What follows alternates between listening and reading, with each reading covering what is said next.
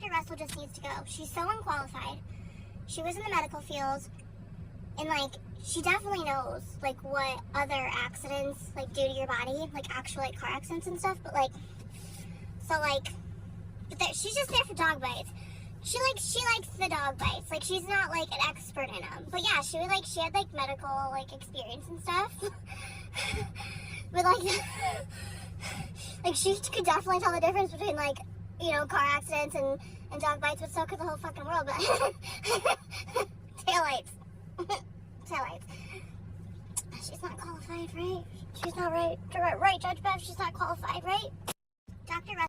Plus, like, she only knows what dog bites look like from 70 years ago. Like, the mouths have changed since then. Plus, like, she only knows what dog bites look like from 70 years ago. Like, the mouths have changed since then.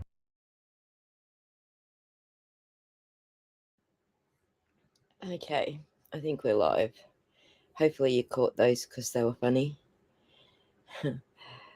So, well, let me just pop our main content up on the screen. There we go. I found the book, boys and girls. Good morning, Ramblin', Loudflower, and May. It's actually evening here. It's 5:30 in the afternoon in Australia. God, I hope chat's working today. Yes. Woohoo. We are working. I have no idea what wasn't working the other day. But there you go. I found the book. Someone actually asked me to read a specific page in the book, so I'm going to go to that page first, but then we might just do some speed reading through, because it's like 500 pages or something, 400 or 500 pages. So we might do a little speed reading and see what else is in there. 1:35 a.m. at the beach in Florida. There you go. I figured it was going to be a late night or early morning for many. But we do have a few Australians who follow along, so this will be a treat for them if they're up and about, and for those of you who have insomnia. So let's find those pages that we were told about first. I think it is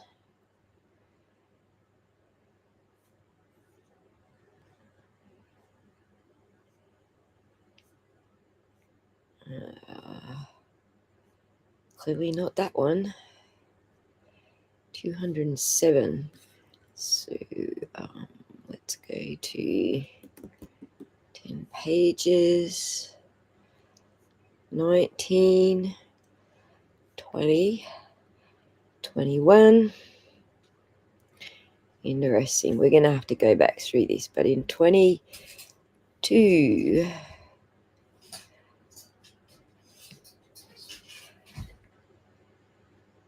Okay, I don't know exactly where this is. 22 and 23.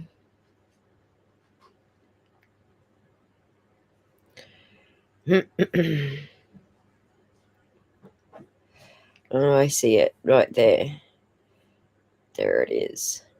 So let me just switch this around so that you guys can see it.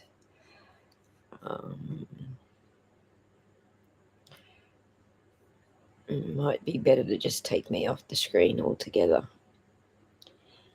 Okay, can you all see that? Excuse me. Let me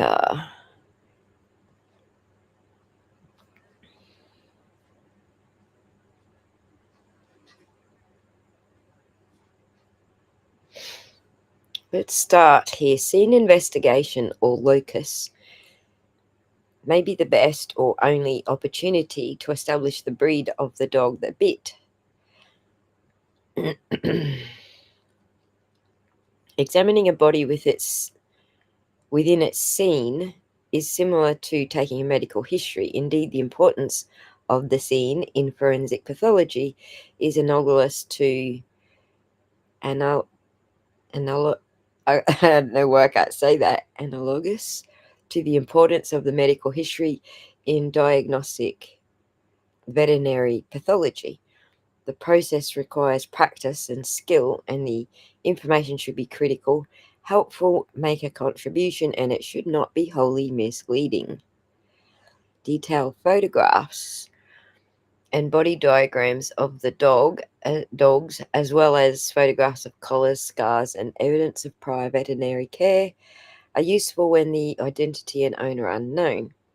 Well, we do know that who those are, so information on whether or not the attack was witnessed will assist with conclusive identity of the aggressor. Further, the relationship of the dog to the victim, presence or absence of restraints, any history of aggressive behavior may be helpful in why is this person using so many big words? Elucidating the reasons for the attack. Further investigation of this regard, see Chapter 14. The examination of the victim should include identification of bite marks and defensive injuries. The American Board of Forensics, Odontology, has established specific guidelines to standardize the analysis of bite marks in the area of human identification, bite mark investigation, and analysis. These standards and guidelines may evolve further over time and will be updated as necessary. Guidelines for bite mark analysis, diplomates. Oh, okay. This is referencing other materials. Okay, tables 15.2 and 15.3 describe the main examinations that are normally suggested during the investigation. However, the marks left behind do not always show the full arch. Haha, did she not say that? And the distortions produced by the elasticity and retractility of tissues. She also talked about that. Movement and amount of contact can lead to misinterpretation. Punctures, lacerations, and avulsions of skin and soft tissue are caused by a combination of biting, crushing, and tearing. Forensic pathologists typically observe multiple tear wounds with adjacent puncture wounds.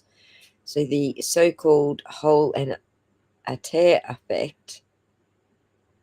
So the so-called hole and a tear effect, the puncture wound around hole, is made by the canine tooth of where does that go? Oh, either upper or lower jaw on one side that serves as an anchorage, while other teeth cut into the flesh, causing stretch lacerations in the process of biting, shaking, and tearing. This should be considered pathognomonic for dog bites, especially when accompanied by tissue defects and claw marks, the latter being narrow, superficial, linear abrasions arranged parallel to each other, 4 or 5 in number, and usually found near the bite. To identify a lesion as a dog bite wound, it should have ragged and irregular wound edges, allow multiple parallel linear scratches for drawing scuff abrasions, include a puncture wound and sometimes an avulsion with regular borders resembling a dental arch print. Analyzing the clothing for teeth marks is also an important feature of the examination. Interesting, right? Let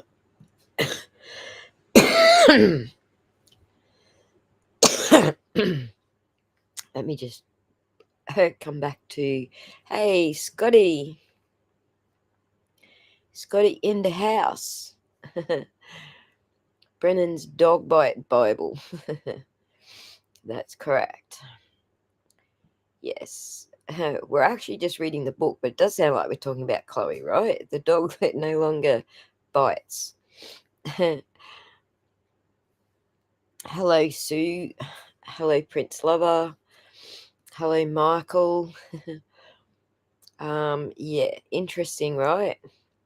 Dental impressions by human bites for identification are no longer valid in the courts.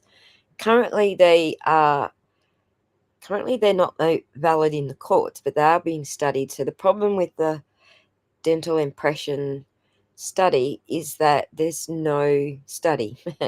So there's no statistics, no specific study. So the guy who probably America's most infamous person that would speak on human bites and dog bites, and matching them for identification, is currently going back to uni so that he can study statistics, so that he can actually do the studies so it can become valid in courts again. So it's on its way.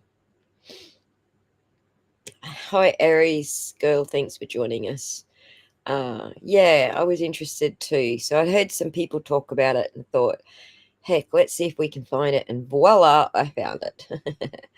So yeah, thanks for the belated birthday wishes. I tried to shadow. Oh well, that's all right. We got in early and sang you happy birthday, so it's kind of our fault you couldn't shadow ban it. Loud Flower also suffering from insomnia. And also Aries. Guess what? So am I. So glad I caught another live. I'm glad you did too. This is Vanity Press.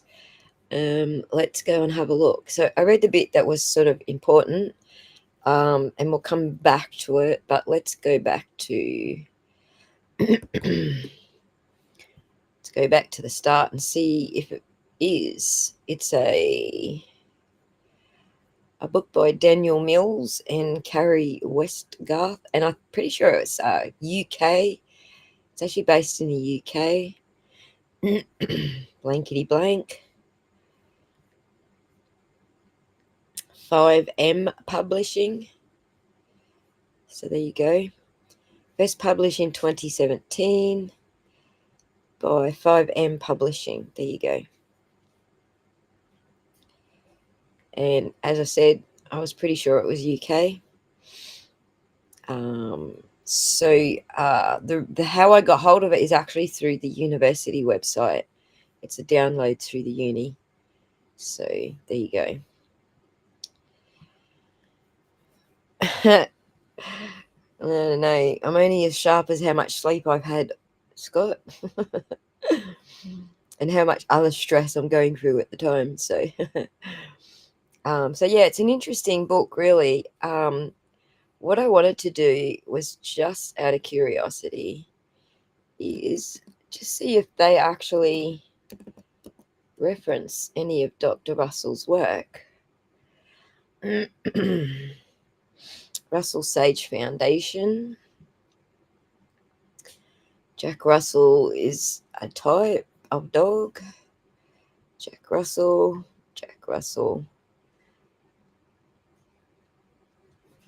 But there is at least some statistics here. This is interesting.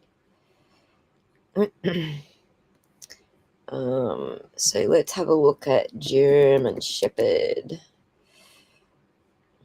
Let's start from the start. Hang on. From the beginning, German Shepherd.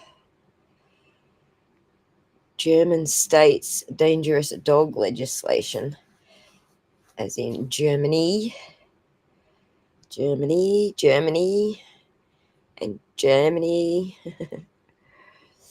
German Shepherd dogs. Breed-related risk. And now to the final question, the big question, the legislative question, the headline-grabbing question.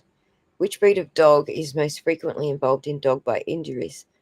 This is perhaps easier to answer. German Shepherd dogs. Interesting. Oops. Oh, look, there's data. Don't believe us? You should want the data so that you can assess the evidence for yourself. Let's look at it.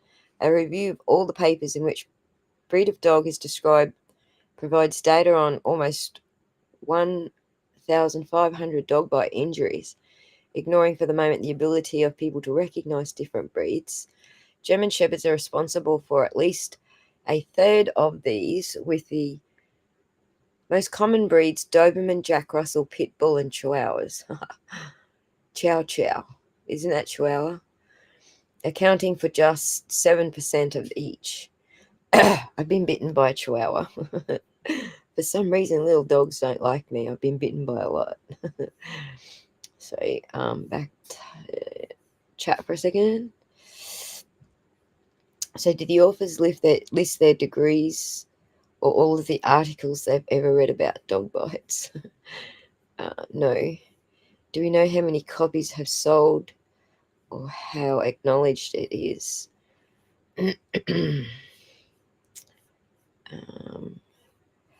Let's have a look. Dog bites, number of copies sold.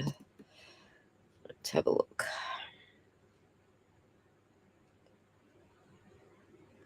The CDC reports more than 4.5 million people in the US are bitten by dogs. No.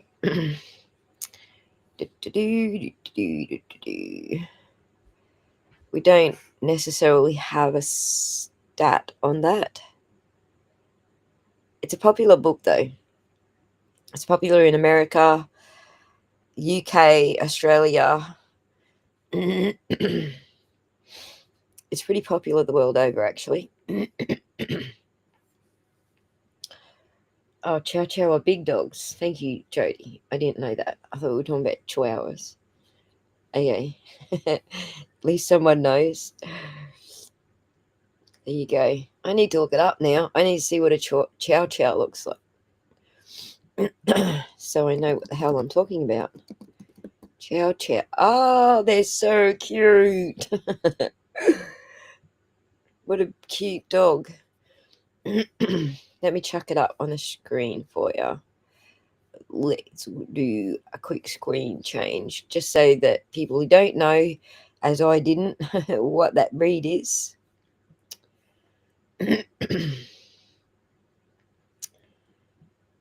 It's this breed. They're very cute. They don't even look like they would bite you. That's probably why they're bitey. You know how, like, you don't expect a dog because they're so cute to bite, and then they, like, end up being bites. Yeah, fluffy as, very cute. Purple tongue, I just noticed that. That's weird. Weird as. Hey, swimming in the petties with us. Michelle, for those who don't know. Alright, hurry up and catch up.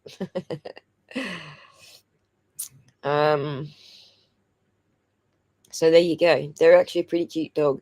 So you wouldn't suspect them of biting. Weird, right? And then they go and bite you. So let me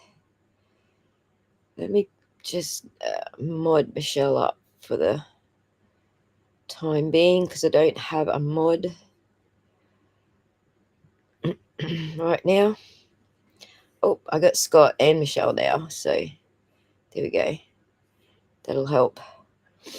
But for those who don't know, I do have 20 minutes subbed to my channel in order to be able to type in the chat, which generally sorts the ruckus out, but we'll just mod someone just in case. They're too cute. Exactly, Scott. That's what I reckon. Hello, Dr. Disinfect. Way too cute. I reckon I probably would like one of these cuties. I've never trusted him. There you go. Cherie from Australia. Seems like one of those Ipsy Dixit books. It's actually it's a pretty good book, and I'll tell you why, because it actually supports Dr. Russell's position. Isn't that weird? So obviously Brennan didn't read it, and that's why I'm reading it, because it's pretty funny. They hate strangers.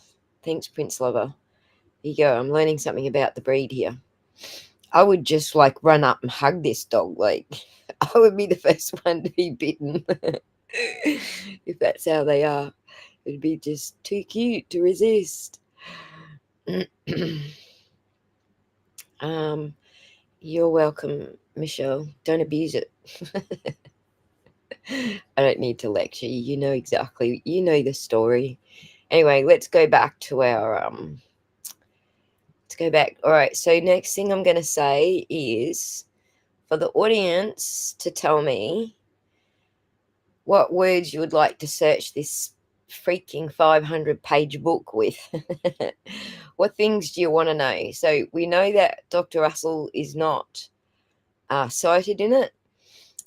We know that German Shepherds are the actually most common dog bite recorded. What else do we want to know? Hit me with your searches and I shall search for you. Because he's finding out firsthand about his bulldog mouth overriding. I'm sorry, goddess, I must have missed part of that conversation. Yeah, he just wanted the cliff note so he could jump, but we jumped off the wrong bridge, right? Because the book does actually support it. It supports how she described the injuries, the pattern. Okay, pattern. The pattern. Let's search pattern. Pattern. Okay, so we are. Where are we? Let me just move my page around so I can see where we are in this. On the pattern, Marcelo Ruta is senior lecturer at the University of Lincoln School of Life Sciences. He received his PhD. Blah blah blah. And then his interests include the origin and diversification of major groups, especially limbed vertebrates, patterns and processes from fossil record. Wow. Okay. Voting patterns. When people are voting for polls, I guess. Identify patterns of occurrence. Understanding the evidence in relation to dog bites. At Chrisley and colleagues, as Chrisley and colleagues argue, numerous studies have adopted an epidemiological approach. Oh, there's going to be some medical terms, guys. I don't know that I'm good at those. I'm a little bit better with Latin. To investigate issues related to dog bites in order to identify patterns of occurrence and whether the pattern varies in individuals with different characteristics. The type of evidence produced through epidemiological studies is underpinned by positivist philosophical appesia. Oh my god, who's better at reading these words? Who wants to come up and read for me? Jesus, I'm not doing real good, am I? Let me just come back to the chat for a minute. I need to have a break from those words. For some reason, you guys speak in my language. Dr. Brennan could have read every article when they were published and never read the book, right? Yes, this is good. Okay, we're happy with this search term. I will come back to superficial bites. I will just mark that, star it, so we can come back to it.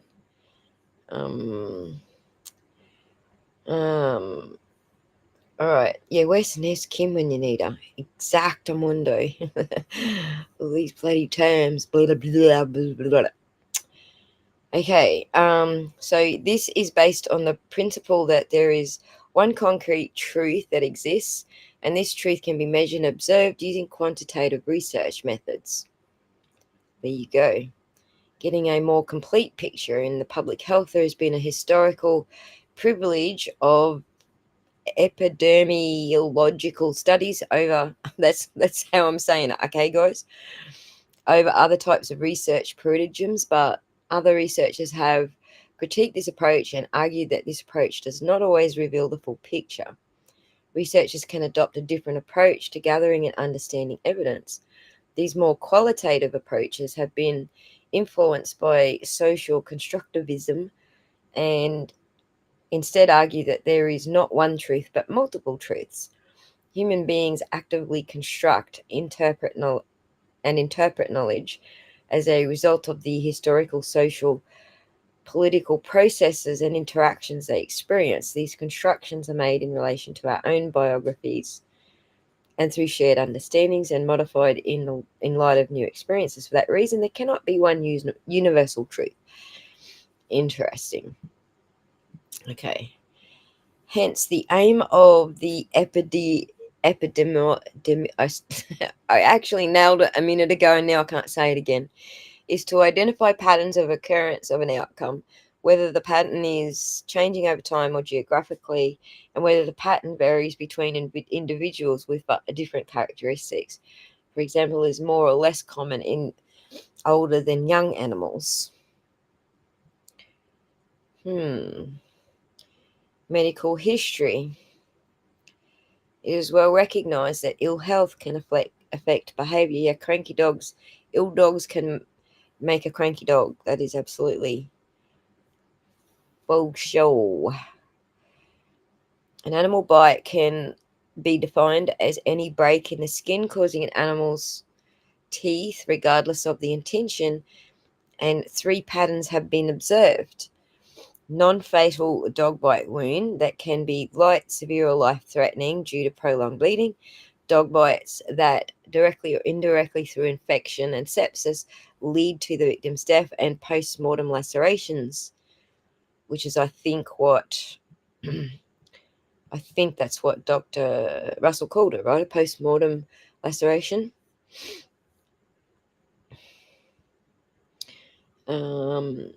Loudflower, I'm a pharmacist, but it's late for big words. Exactly. It's late for big words. It's actually pretty early in the afternoon here, but I have been reading all day in my own defense. Medical transcription. Oh my God, we've got people here who are like cringing at my pronunciation of words. I'm sorry in advance. I apologize. Yep, we'll come back to that. Junkman, let's pin that as well. That's worth looking at. I'm sure Dr. Russell will have it memorized. Yeah, right. Yeah. Oh, if I was her, that's exactly what I would do. Be like, oh, you want to throw this book at me? How about I use that book in my cross examination? Hello, Amy. Good to see you, chicken. Thanks for joining us. Oh my God, that's what it says. Perfect. It does. Long road, mistakes are made. Yes, exactly, Scotty. Dr. Russell, I know. I'm thinking the exact same thing. Right.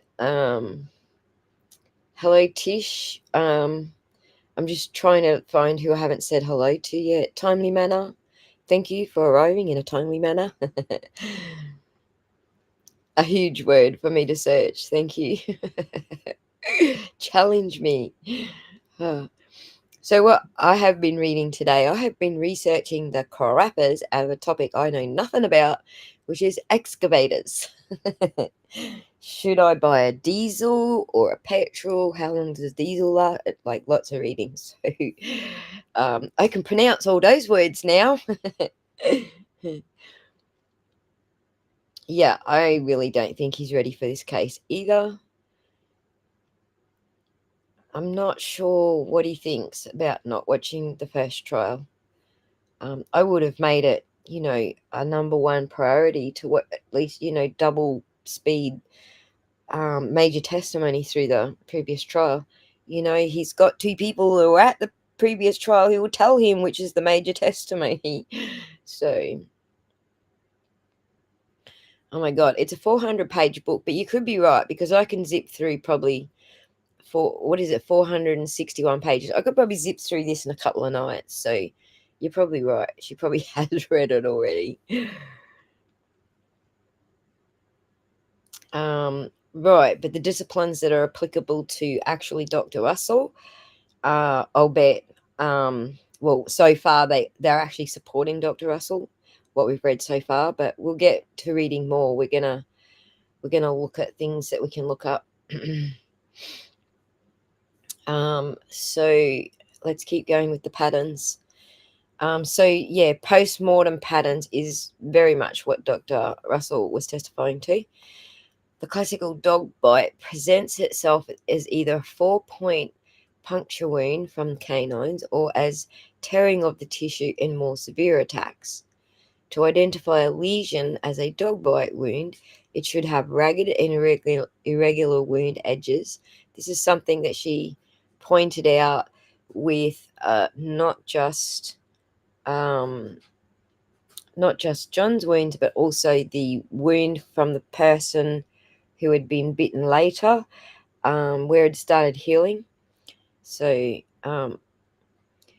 they should show ragged and irregular wound edges, show multiple parallel linear scratches or drying scuff abrasions, and include a puncture wound and sometimes an avulsion with irregular borders resembling a dental arch print. Shall we just say that that paragraph pretty much describes John's wounds? Like, doesn't it? Yes, sit on your hands, Lowie. I think it's a collection of disciplines who contributed to the book, is what this is. So, obviously, an odontologist, a veterinarian odontologist, you know what I mean? Like lots of different disciplines. So, Dr. Calamity, how old is this book? 2017, I think we just read. She talked about the dental arch on the front. On right, exactly. She talked about that in relation to the marks around John's elbow. So because his elbow was bent, you would see that arch more distinctly, whereas they stretched his arm out, so you couldn't. So it spread the arch out. So I think that's one thing that I remember her saying. So yes, Dr. Russell said that too. So hey, goldfish, you're gonna have to train me how to use a digger, man. Oh my god, goldfish, I so have to pick your brain. I need to show you what I decided on and the trailer and everything. You need to help me out with this shit. Because I don't want to have buyer's remorse. I just want to know that what I've picked is gonna, be manageable for someone little like me and do the things that I want it to do without, breaking. I'm going to hit you up on Discord, Goldfish, like hardcore. As soon as this stream's over, if you're still around. Diesel, is your experience great? I've got so many questions. Like, I did my research. I know I did my research well. I think I've picked the right one, but I just need that reassurance from someone who knows that shit. So, sorry, off topic. Let's not talk about diggers now. Where are we? Yeah, I don't know what his motivation is either, especially pulling this book out. What was his motivation with this book? That it's a multidisciplinary approach. Shoot, I can't even say that word today. And yeah, if he sinks any further, it's exactly where he's gonna be. Exactly. So, yep. All right, back to our search. We've got 45 references of patterns here. So, so it goes on a dentistry to distinguish between an animal and a human bite. The morphology of a dog bite wound is explained by some very specific dental and maxillofacial features. Maxillofacial, that's a new word. And more detail on the anatomy of the dog bite wounds can be found in chapter 16. We shall let somebody write a comment about 16 so I can star it and we can come back to it. However, it's important to appreciate the features of both the dog bite and its location, which contribute to variation in the wound sustained. Right, like maybe on the elbow when it's bent up, and then photographed when it's not bent. So I will put it in here myself. I will do it as the bot. Chapter 16. Noted and starred. Radio. We'll come back to chapter 16. We're going to do the searches that you guys want, but we're also going to note some stuff along the way. So, Lally lost his thermos. Guys, I got a free thermos with some tools I just bought, and I thought it was going to be like, a couple of cups, maybe 2 cup thermos that I could build coffees in. But no, I get this thermos. It's the most giant freaking thing you've ever seen in your entire life. It's crazy big thermos. It's all steel, and it's for water. So there you go. But it was free, so he's he's complaining. You do the medical terminology, and I'll do the construction. Oh my god. Story time, B dot. All right. So there you go. This is the front of a, what is it? It's a Rottweiler. So they got a very stubby head, whereas the German Shepherd has a very long snout rather than a stubby snout. So let's go on with patterns of punctures. The injuries. Only in ideal circumstances will a complete impression of all frontal teeth be found, and often only a prominent canine impression can be seen. That's the top jaw, right? The prominent impression being the top jaw. The injuries can involve a combination of biting, crushing, and tearing that results in a characteristic pattern of punctures, lacerations, and avulsions of skin and soft tissue. Oh my god, that's exactly what Dr. Russell said. The canine masseter, oh my god, whatever that is, complex, is short and strong, and its insertion on the mandible provides a powerful mechanical advantage. All right, where are those? Do have a diagram somewhere. The force of an adult dog can exert with its jaws is often 7.5 to 10 kilograms per square centimeter. Holy shit. Sometimes leading to extensive bruising around the bite mark. Well, you have to be alive long enough for the blood to pool to cause bruising, don't you? This may increase to 20 kilograms per square centimeter in some breeds of dogs. Vertical forces exceeding 32 kilograms per centimeter have been measured during a dog attack, which is sufficient to penetrate sheet metal. Holy crap. The pit bull has been suggested to have the most powerful jaws described of any breed of dog, described at 95 kilograms per centimeter squared compared to the Rottweiler at 53. Well, that's interesting because pit bull is actually a smaller dog, but obviously that's more leverage, I guess, at their hinge, their jaw hinge. And the German Shepherd 40 kilograms per centimeter. See, again, long snout, but bigger, and then that smaller hinge must have everything to do with it. However, relative bite strength indicates that for their size, other breeds may pose a relatively greater risk. Interesting. Let me just pause and read the chat again. Thank you, Loudflower. Chompers. Those things. Look at those chompers.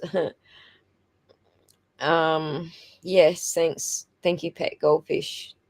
Freaking awesome. I just need to know that Diesel's a good choice for what I want to do with it, and then, the trailer's gonna work. So Rottweilers get lockjaw. Oh, I thought pit bulls did too. I thought I could be wrong. It could be just the Australian pit bull, actually. The lock on and you can't get them off. Canines are on top. Yes, thank you, Judy. Thank you, Jody. You know, I'm reading that as Judy Ho, but it's Jody Ho. I really like Judy Ho when she's on. I like to watch her. So if I say that, and I apologize in advance if I mix you up. um, that's right. I think we're all on that page, Scott. As upsetting as it may be for some. I feel like I'm at uni. Right, we're doing an assignment. Right. Yeah, see, I agree with you there because there's just not enough blood at the scene for this dog bite to have happened at the scene. Totally agree. All right, did I miss anything? Um,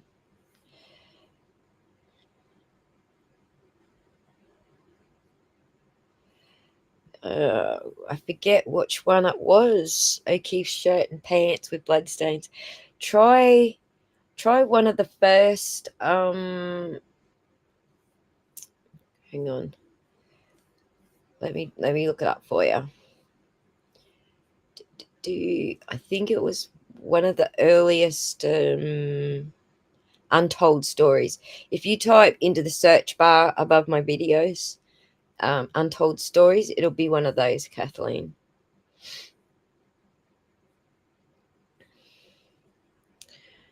What did you turn into, Kat? You tuned into a reading of the actual book that Brennan threw into the mix. Yes, pit bulls too. Yes. All right. I know they are. They're scary, strong. So our pit bull. So we had an Australian pit bull, and when I was pregnant with my daughter, and he was such a rat bag. He used to run. He used to go out to the clothesline and then grab onto the towels um or the sheets, and he would like hang off of them, feet off the ground and everything, and like run his legs and go around in circles, hanging off the towels or the sheets. Like they have a very good grip, and they can hold, their own weight even. So,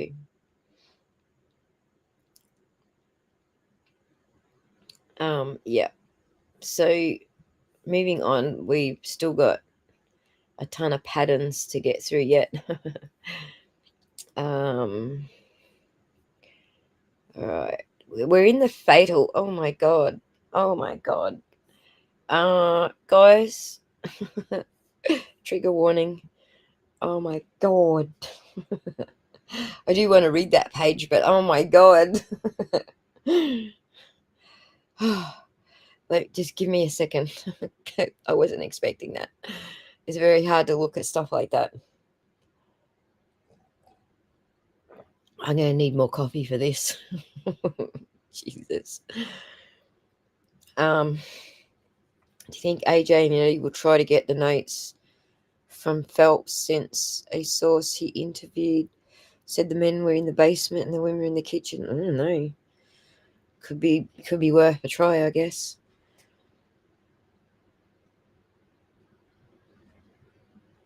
I see dumb people everywhere, right? Uh, and you know what? You're not even on X. You're saving yourself a headache, Scott, because you're not on X. Yeah, I was not prepared for that either. Sorry. Trigger. Okay, guys, are we gonna look at, like, do we want to study these actual wounds?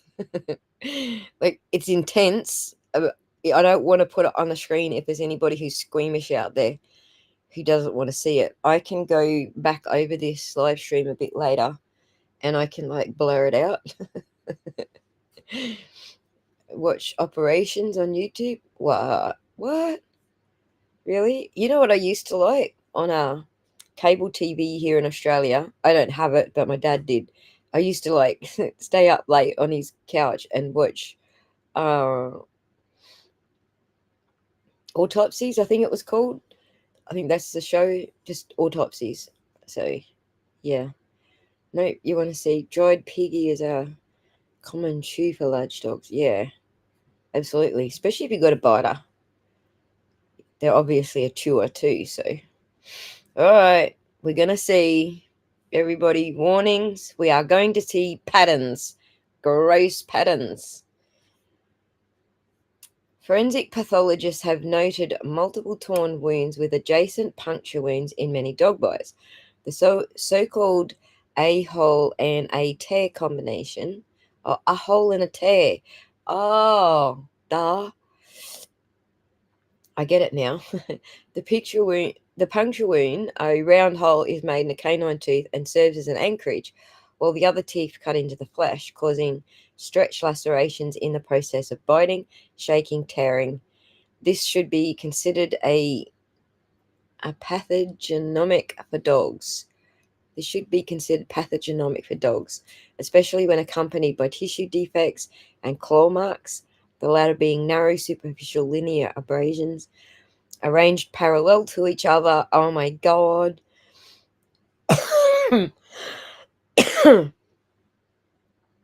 um Sorry guys, choking on my coffee. This pattern allows differential diagnosis. I think I skipped ahead there because I had a cough. Superficial linear abrasions arranged parallel to each other, 4 or 5 in number, and found usually in the vicinity of the bite. This pattern shows a differential diagnosis with bites of other animals that are not accompanied by pulling, shaking, nor the usage of prominent canine, and with stab wounds caused by sharp instruments. Oh my god, it's a kid.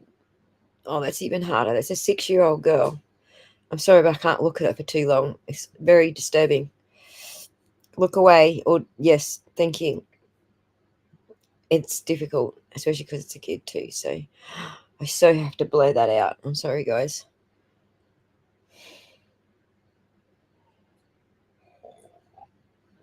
Oh my god, really? What? Oh my god. I didn't want to know that. They're too cute. Yes, sorry, Ramble and Roam. It's going to be some gruesome things here in this book. So I apologize. But we shall read on. All right, bite marks differ in appearance depending on whether they are on the skull, arms, legs, back, lips, or neck. Especially on the arm, bruising is seen. A bite mark pattern on the neck may vary greatly in size and in shape depending on the bite mark recipient's neck and head movement, flexion, extension, rotation. The animal's the animal's dentition and its head movements. Given that the back is relatively flat surface, a dog bite is unable to open its jaw sufficiently wide to obtain contact with the canines on the skin. The bite mark pattern is markedly different from those on the arm, neck, and skull. So it's probably more like a nip with the front teeth rather than puncture and tear with the canines, I guess. In severe to fatal attacks, extensive soft tissue loss on the neck, head, and torso with loss of viscera in extremities may be observed as the dog moves its head vigorously. Clothing can be shredded. Oh my god, this is all like backing up Dr. Russell's testimony. Right. Yeah, YouTube won't like it. I know. I know. And yes, Scott, it really bothers me when it's children. It really does. But like I said, I got used to it watching that autopsy. We call it a morbid fascination with autopsy and how they determine how a person died. Morbid fascination with autopsy due to science, let's say it that way. So yeah, I've had a little bit of exposure, but still hard to look at, and I don't blame anyone if they can't. um Extensive scalp avulsions were also observed in most of the cases. Avulsions or partial avulsions of the ears were another common finding. Amputation is also possible. Biting limbs right off. I guess so. If you're talking about pounds per meter squared that is actually able to puncture metal, then obviously amputation is probably possible. Fractures of the facial bones and or calvarium are common. Depressed skull fractures and cranial perforations are possible in a child. The forces exerted by the animal may be strong enough to snap the vertebrae spine or even cause decapitation. Whoa, this is heavy. Legion of you don't often read books about those types of dog bites that actually do kill people. So I don't know. I don't know why I'm having a heart bloody palpitation over it. No, Jeff. I have no degrees at all. But the people that actually wrote the book, people who contributed to the book, actually do have some degrees. So I'll just say that about Dr. Rush. She was at least wrong about that. Some of them do have some degrees. I have a science degree in computing, so maths and science. So, um, um, there you go. Tisha's right into the surgery and autopsy. Thank God for YouTube. Right. So, I mean, considering the context that we're reading it in, if you can watch autopsies and that sort of stuff on YouTube, then I can't see why I would have to blur that out. So, visualize Brennan reading anything, really, right? So, let's read on. Extensive injuries can mimic homicidal sharp force trauma. Most fatal lesions are located in the head and neck region, involving soft tissue laceration, laryngeal crushing around the larynx, around your throat, as well as opening or compression of the extracranial vessels around the skull, obviously, causing death by means of asphyxia, hemorrhage, or air embolism.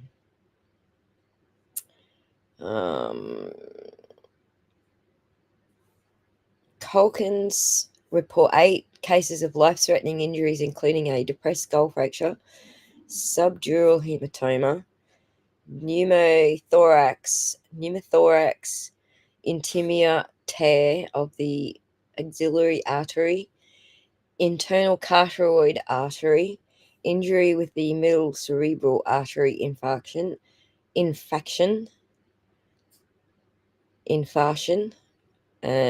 which way am I supposed to say that? Spinal cord injury, cavernous sinus laceration, pneumothorax, and a laceration of the esophagus and trachea. Okay, med people, how did I do? That was a lot of fucking words. How did I go? Give me a score, 1 to 10. Did I get them all right?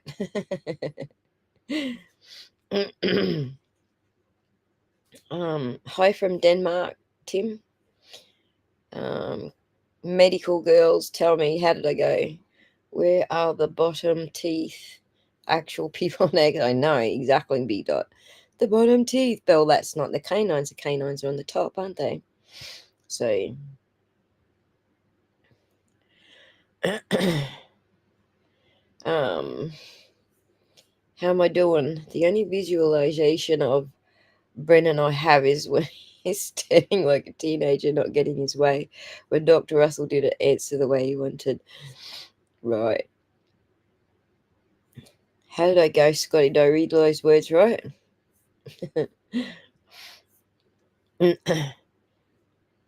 Is it infection or infaction? Or, I don't know. I get an 8 from Michelle. Yay! An 8's better than a 0.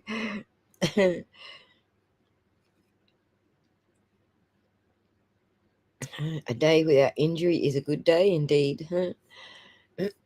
All right, so we shall read on.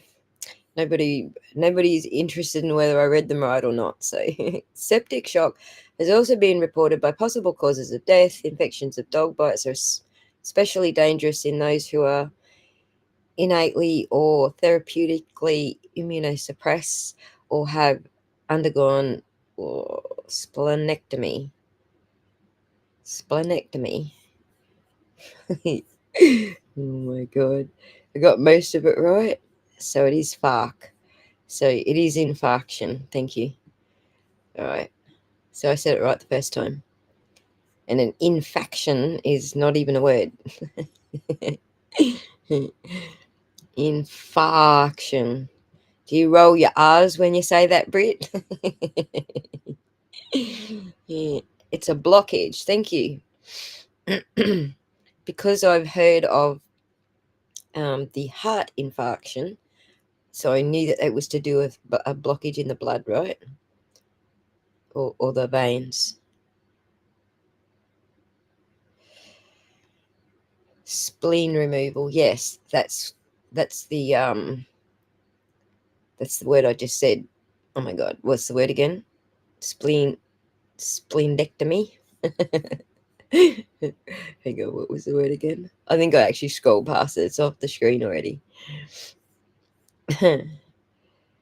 Yeah. Okay. It was a goat. It's the goat, man.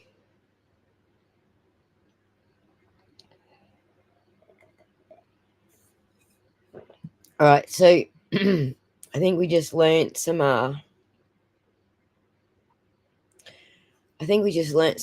interesting words and stuff. Oh look, there it is, a splenectomy. It's still on the screen. Apart from the head and the neck region, the extremities may also be involved in dog bites because they are used in defense movements. Oh my god, did Dr. Russell not say that?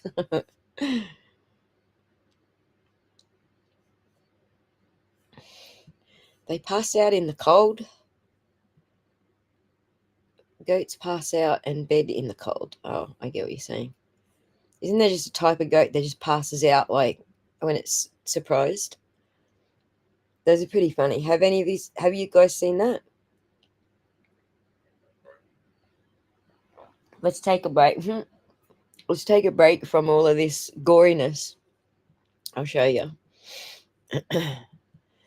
I'll show you the fainting goats. They're pretty funny.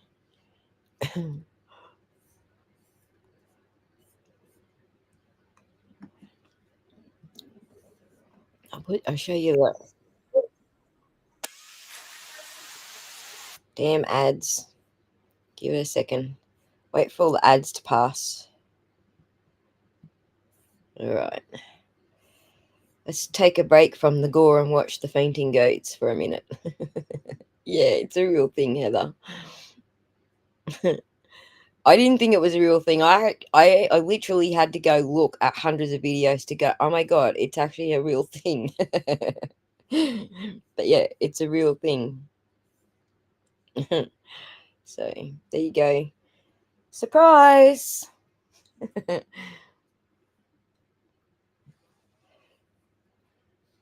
Oh my god, surprise! I don't know, their brain must like short circuit on them and it like stops their legs from, whoop, surprise! And it stops their legs from moving. I don't know.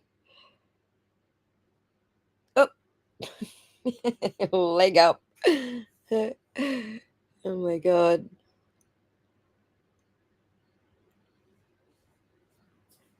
But yeah, possums play dead. That's right, they do.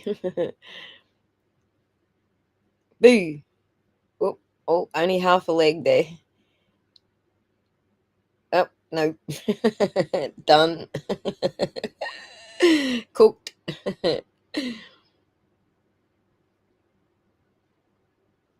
It's too funny, right?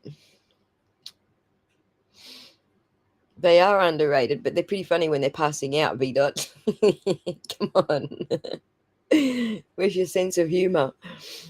I actually don't know why they pass out.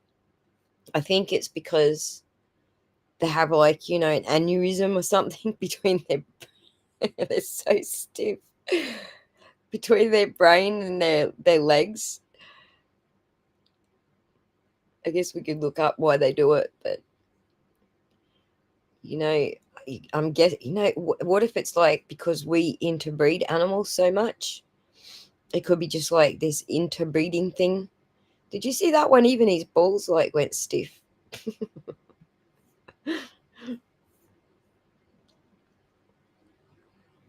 There you go. Lots of them out there, fainting goats everywhere if you want to go check it all out. But anyway, let's get back to our article. They're freaking epic, right? They are epic. I wonder if we have bred them to this point where they've got like these deformities. Do you know what I mean? It wouldn't surprise me if that's what has caused it. Anyway, easy meal, right? Straight to the floor, right? You wrong, Jeff. You wrong. No, they are hilarious. When I first found them, I had to watch like 30 videos in a row to get over the hilariousness of it. So, excuse me. All right. Shall we keep searching now? Like, let's continue our search on pattern analysis. Oh, we did that one. Yep. All right. This is a chart we got.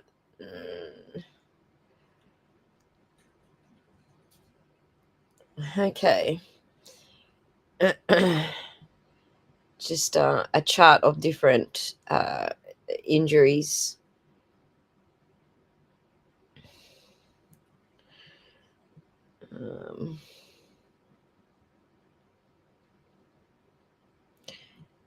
All right. Blood spatter and transfer patterns. Interesting. See, we don't get any of this stuff that we can use because they didn't document anything. They didn't investigate any of that. They didn't document any of it. So, Shorty, McShortness is here. All right. Oh, I've got a handful of mods on board, so that's good. For those who have turned up late, long story short, this book actually supports Dr. Russell's testimony in many more places than one. So, only fan. Hello, hello.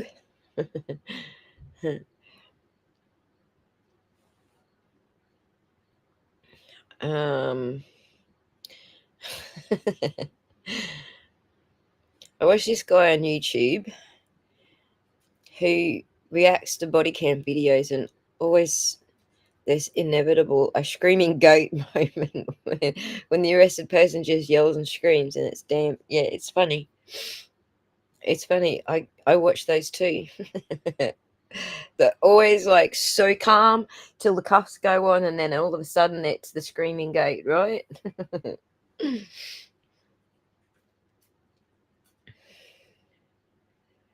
You know, the fence will use your stream to have their go-to points that will back up her testimony and ability to testify. I don't know that I use my stream, but you know, I do know that some of the family members do watch some of my shows and get hints and tips, so that's a good thing. If you're listening, Dr. Russell, please read this book. You need to read the book. I don't get how you can even question Dr. Russell. I know, exactly, Tim. Precisely. So let's turn to superficial bites. Okay, let's do a search on that. Superficial bites. 0. Have I misspelt it? Hang on. Superficially. Superficially. At the end product is a bite in all of these circumstances, but okay, problems with the study of dog aggression. That's funny. It's funny that this book is talking about dog aggression just because of Hank's angle where he was coming at sideways at Dr. Russell. But anyway, let's just read this in context. Dog bites for many reasons. For example, they may nip with their incisors as an enticement to play, or bite with their canines to protect a resource, or in self-defense. Other bites might be purely accidental encounters, for example, when getting in the way of the dog lunging at another target. Superficially, the end product is a bite in all of these circumstances, but this is of very limited, if any, value on its own, since we generally want to understand either way why the bite occurred or what should be done about it to prevent future bites. So we can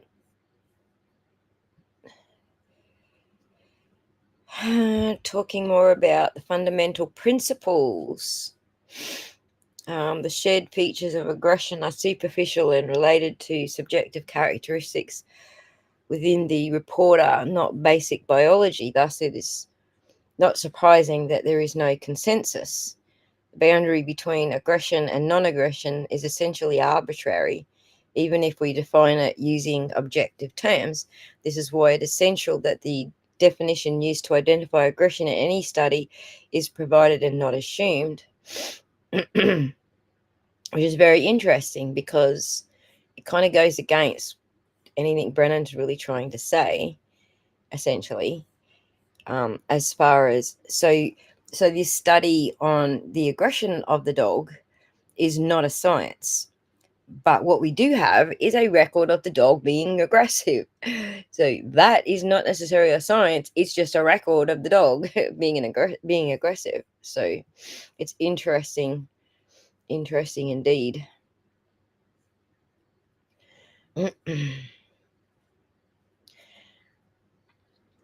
I don't know. Trooper Paul isn't qualified to talk about dog bites. Oh, I see what you're saying with with the car. I don't even think Trooper Paul's going to be in at this time, to be honest. We need to see the witness list, which won't come out until just before the trial. It'll be like last minute before the trial, before we see who that witness is going to be. I very much doubt it's going to be Trooper Paul because he just died. He died on the stand.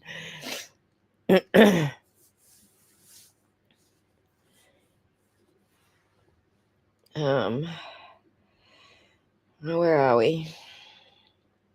Hanky must have gotten his PA Lally to You reckon? I reckon he probably did. Good on ya. Good on you, Michelle. Lally would ask the book, what... And Trooper Paul would probably just be sitting there with his like stethoscope waiting for it to tell him something. Yes, I'm pretty sure he's rehomed.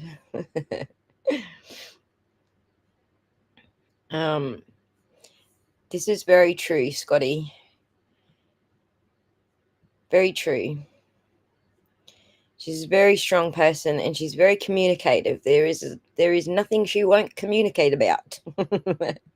I love her TED Talks. I'm very much a shorty TED Talk kind of person.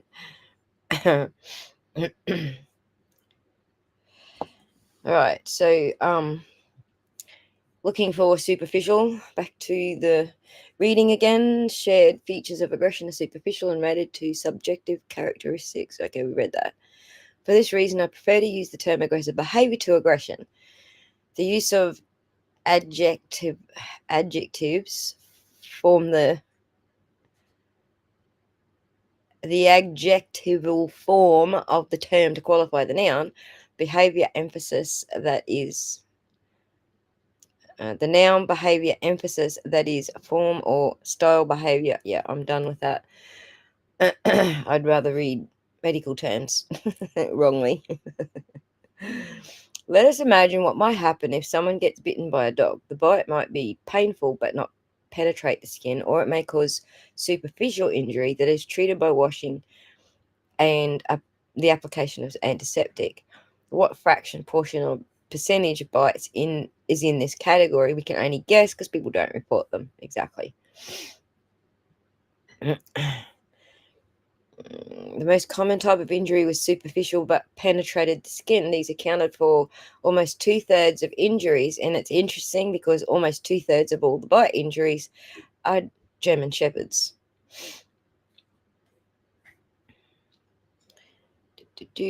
I'm sorry, we read that, and I just can't do it again.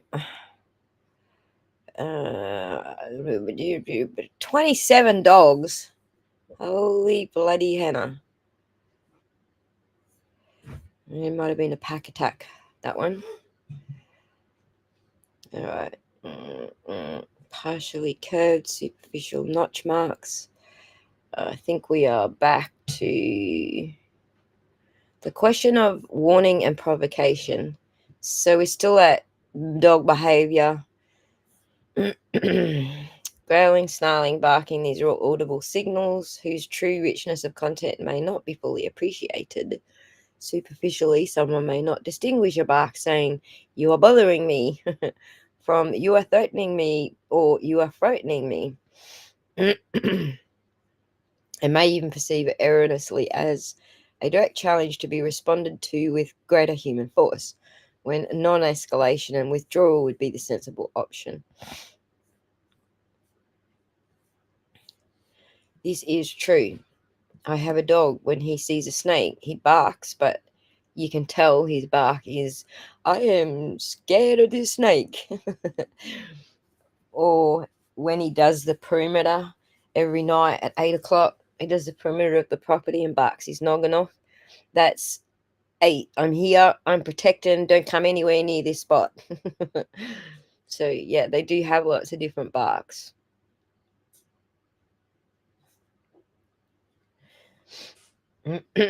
Yes, Shorty gives good TED Talks. I agree.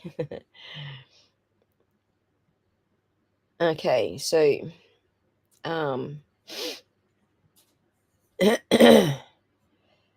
my brain missed the memo.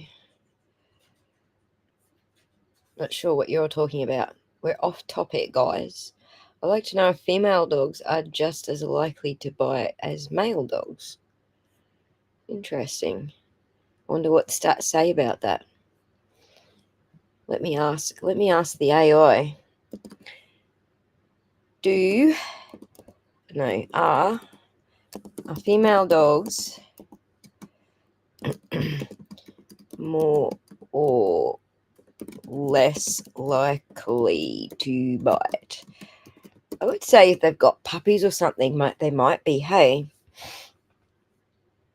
male dogs, actually, here you go. Male dogs are more likely to bite than female dogs, especially if they are unneutered. That's why they neuter them. It's because of the testosterone. And the neutering, stops the production of that aggression, and that produces aggression. There you go. Thank you for asking that question. We learned something new tonight.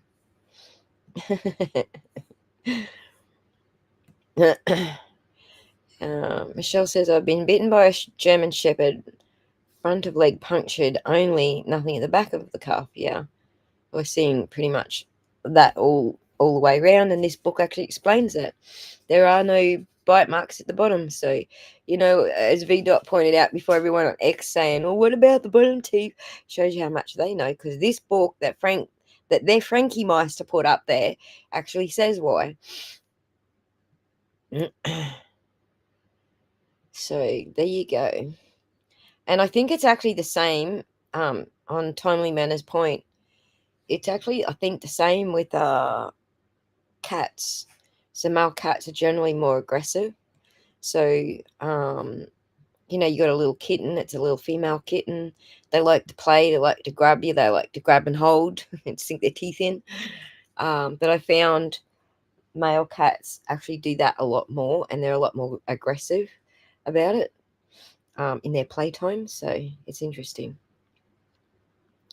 Yes, police dogs are mostly males. Now, I wonder if that was actually said in that stream about training police dogs, and that they're mostly trained male police dogs for that reason, because they are more aggressive. Yeah. So there you go. And you know what? I kind of think that's right. Are neutered in general, like male cats as well. So the reason that you might neuter a male cat is because they mark everything until you neuter them. But a dog, obviously, it's done with a boy dogs, so that they aren't so aggressive. But it doesn't mean that they're going to be aggressive. Our dude, he's not neutered, I don't think. Actually, I think he is neutered. Sorry, I just had a momentary lapse of memory. We did get it. The landlord did get him neutered, so. Resting. RBF says, and female dogs are beaches. So there's that. So, female German shepherds. Hang on, I missed that. Are not usually chosen to be canines. Normally, male dogs are trained to be canines. Yeah, exactly. So, and I don't know if they neuter them. It'd be interesting to find out if they don't neuter them because they are more aggressive. Yeah, I kind of remember something like that on Garrett Wing's channel, on Garrett Wing on Melanie's channel too. Of course, Chloe would still be trained living with the cop. I don't know that she would be trained. And then Garrett Wing also said that it didn't look like a trained dog kind of grab and hold. It actually looked like an untrained dog grab and hold.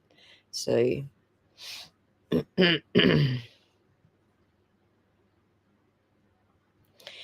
all right. So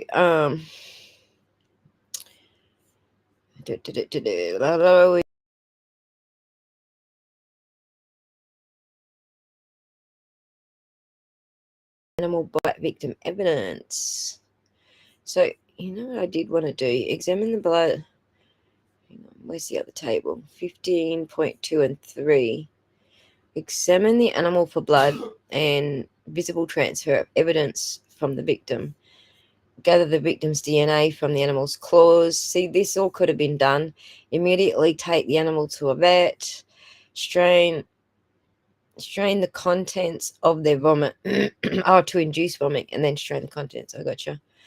Quarantine the animal for collection of feces and compare evidence of hair, tissue, bone, and clothing. Take dental impressions and do a rabies test. Swab for animal saliva and DNA left on the victim. Big bad mistake there. Retain the victim's clothing for DNA analysis. Analyze the clothing for teeth marks. And allow ABFO guidelines for preservation of bite mark evidence. None of the above was done.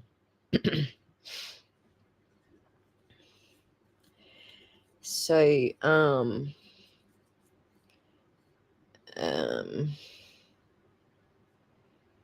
where are we? Are you in the chat, Causa? He's probably got his headphones on. Chloe the dog was not a trained canine, as far as we know. In fact, her biting makes sense as an untrained dog. Yeah, exactly. That's what I reckon, too.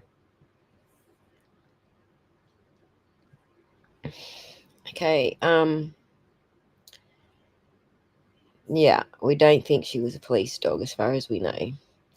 Well, she is. Well, she is a she dog. That's right. And now she's on a farm in. No. She's very clever, but she's not on a farm in Vermont. As clever as she is. All right, moving right along. I just wanted to see what it said about the superficial in those charts. Dog bite injuries, DBI, are a common presentation to hospital accident and emergency departments. Oh well, there you go. Did you read that page, Dr. Brennan? Not Dr. Brennan. Oh, you heard him in the background sneezing. There you go. I thought you must have come in the room and said something like flyby. That's funny. I didn't even, because I just hear him in the background all the time. I didn't even take any notice of it. So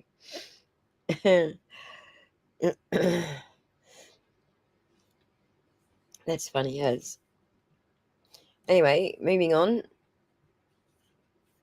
The type of wounds presenting at hospital ranges from superficial punctures of the skin to significant life and limb threatening injuries. While death from attacks by dogs are given high prominence in the media, the scale of non fatal injuries sustained by adults and children is probably only appreciated by those working in general medical practice. Emergency medicine and the specialties that go on to treat these patients. There is some debate over the role of surgery in certain types of wounds. And so this chapter focuses on the decisions to be made regarding this and factors influencing these. Well, let's read this one on a little further. Presentation of dog bite injuries for surgical consideration. This was actually specific to uh, one of the studies that Dr. Russell did. So they actually took, I think it was over 700 records and worked out which ones actually required surgical consideration and then wrote a thesis on that. So, Joe Biffle in the house, rough. Yep, we're getting rough around here. um, so much fun on the farm. Dr. Russell view of the history of Chloe. Yes, Dr. Russell actually put on the screen, well, she didn't. I think it was the defense actually showed the injury that Chloe caused to one of those people. She did. She not only studied the history of Chloe's bites, but the bites themselves. So look out, Biffle bites dogs. so so yeah, this is interesting. This book is certainly not supporting Brennan's arguments. Patients sustaining dog bite injuries. Hang on, did I skip something? I did. The exact number of dog bite injuries sustained each year is poorly documented in the UK, as it is in America. As a significant portion of wounds may not present to any medical practitioner at all. But in countries where rabies is endemic or under control, as it is in Australia, we actually do document this stuff. Data may be more reliable as it may be a statutory requirement to report these incidents. However, it is perhaps questionable as to whether bites from family dogs are necessarily reported. Patients sustaining dog bite injuries requiring surgical assessment often present at an accident and emergency department. Go figure, Brennan. Although some referrals might come directly to specialists via their VP. Wait, they don't go to a vet? Are you really? Are you?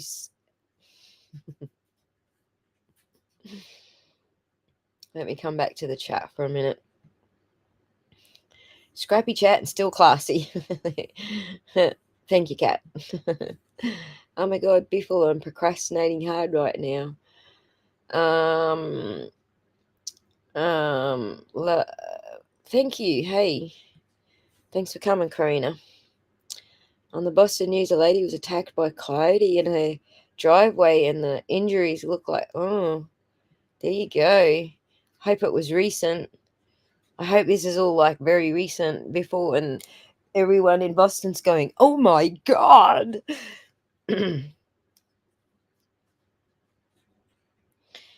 Yes, RBF. That's what you're talking about. Gotcha. Woohoo. Don't stress, Shorty. You got it. You got this. I know you got this. You'll be fine. You know, there might be people who are like in your chat going, ask him this and ask him that. Just ignore the chat. Just focus on your interview. So you'll be fine. All right. Where are we? Blah, blah, blah, blah, blah, blah. Patients and their GP. Okay, so where direct referral from primary care occurs, it is frequently as a result of multiple wounds or complex wounds that involve deep tissue layers, resultant tissue loss, or due to complications to a bite wound, such as infection or scarring. Many wounds may be seen and treated while in accident and emergency, only requiring simple medical follow-up, although psychological follow-up may be warranted in some cases. Let me quickly check what this is. All right. Other wounds may require a referral for specialist management and admission. In a recent audit of 50 patients attending our pediatric A&E department, 30% of cases required specialty input. The overwhelming majority the department and then discharged. Wounds frequently requiring admission are complicated hand or limb injuries, commonly referred to as orthopedic or plastic surgery services, or head, facial, and neck injuries, requiring specialist input by oral and maxillofacial surgeons. Don't know if I'm saying that right. Plastic surgeons and occasionally ophthalmology experts if involving the delicate structures of the eye. Only those requiring admission overnight may be included in national statistics, such as those produced for the NHS in the UK, and these actually relate to dog bites or strikes.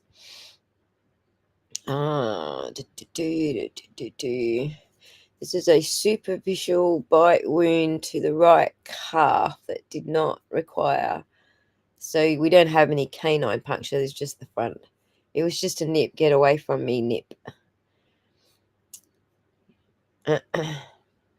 Where was I? These include injuries sustained from dogs in other ways, such as tripping over an animal, although this is not recognised by reports in the popular media of these figures. These are nonetheless injuries that are more likely to require some form of surgery.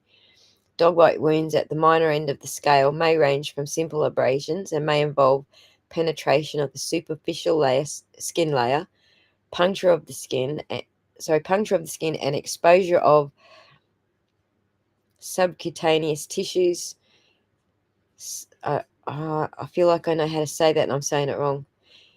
Is of greater concern and usually requires more involved treatment to wash and debride the wound. Damage to muscle vessels, nerves, bone, or joints constitutes a serious injury and requires a thorough inspection. In these cases, general anesthesia is frequently required to allow a more thorough review of the wound.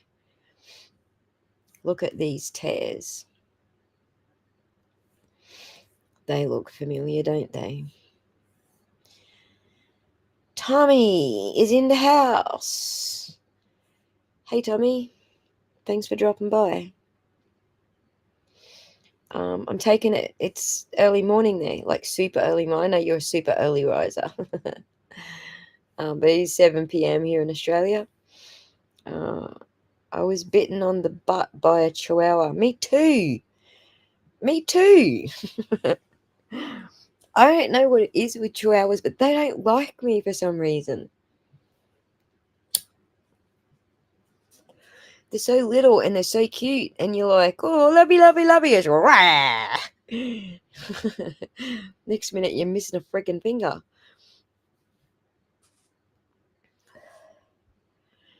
Okay, so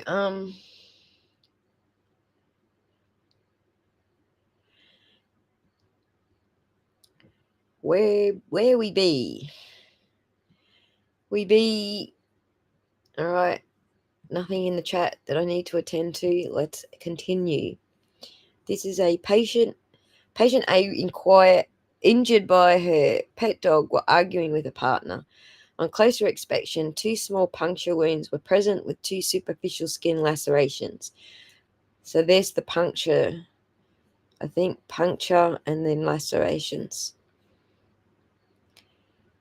This required careful irrigation and debridement under local anesthetic and not surgery. I bet you I'm like still making all my medical people in the chat cringe. Still saying these words wrong, right? Tom is the Wolf Blitzer of the Karen Reed saga. Tom is the boots on the ground man. He never ever takes a day off.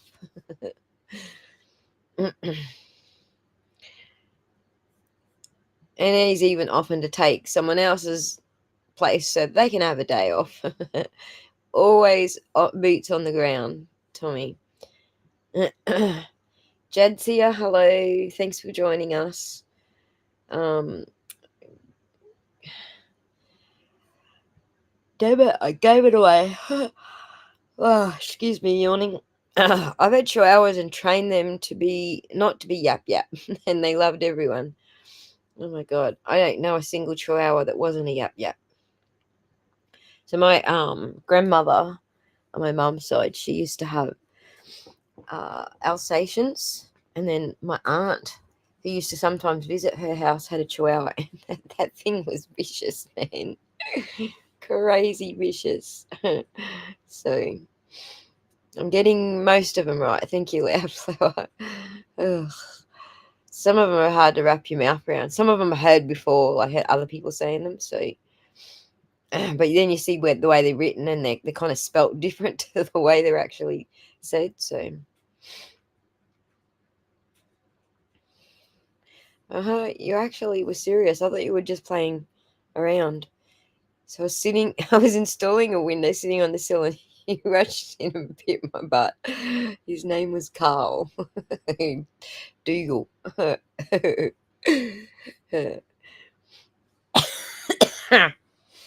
me have a drink of coffee here. Why do you log? It's only little dogs. You know why? Because that's all they can reach. That's what I reckon. Back of the legs or the butt.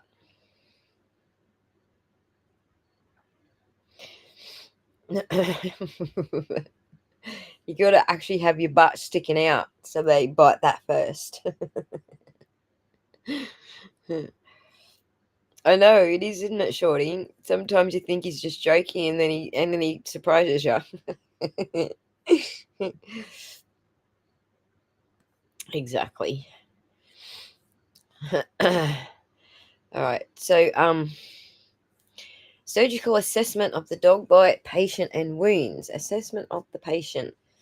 I guess yes, because assessment for Dr. Russell was looking at the photos. I don't know that it was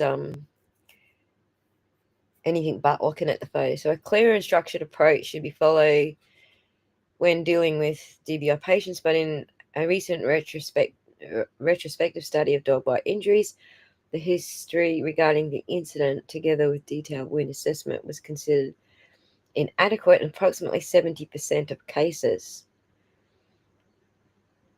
Assessing the patient who has been bitten by a dog requires patience and time. A clear and concise history must be obtained, together with a thorough examination. A specific and detailed wound assessment would also be documented.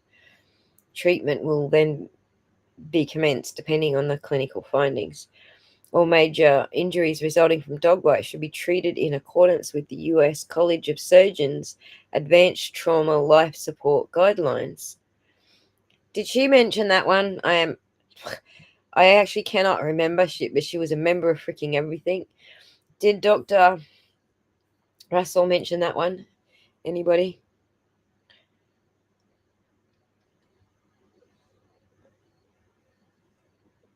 It's all just a movie.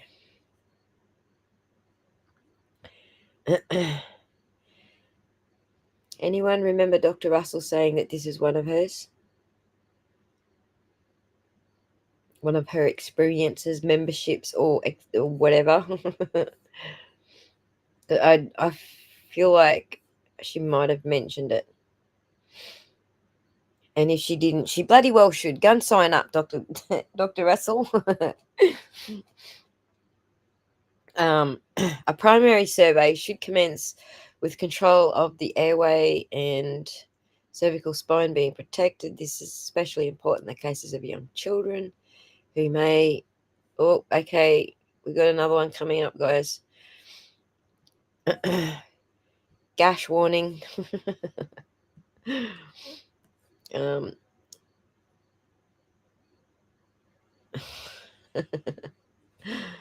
um, yeah, I don't recall either. Shorty.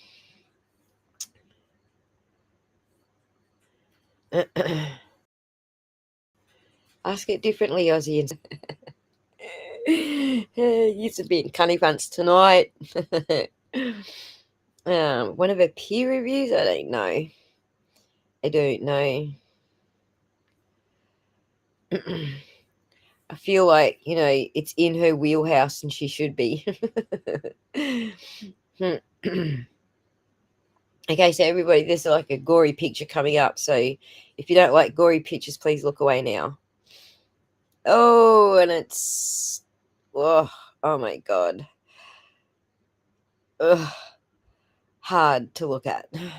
This is especially important in the case of young children. So that's what it is. It's a young child. I need to move past it. There we go. So I'm usually good with adults. When it comes to kids, it's a gash alert. It's a different thing when it comes to kids. I have an ick factor or a funny bone. Let's call it a funny bone. It's like hitting me in the funny bone when it's kids. Yeah, move past it very quickly. Sorry, guys. I mean, if I didn't always just show things of kids, show me an adult and I'm fine. But I want to compare these injuries. I want to put them, side by side to compare these injuries, but I just can't look at them. The sound effects. I don't know. Did I make a sound effect? Yo. Like that?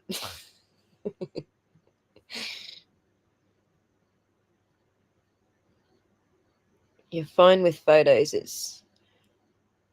Oh yeah, when it's all in action, yeah, for sure, Heather. But when it's kids, there's an extra funny bone. It's extra hard to look at things with kids. Oh, I'm wussy with kids. Sorry, I can't do it. Good night, goddess.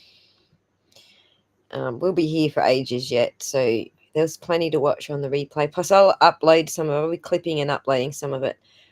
Probably remove all the chat banter out of it and just put some of the interesting things that we read along the way. Turbulence, look out, turbulence. Yeah. Oh, I am, eh? Because I'm a woman, I'm always right, Joe Biffle. You know this. You know the rules.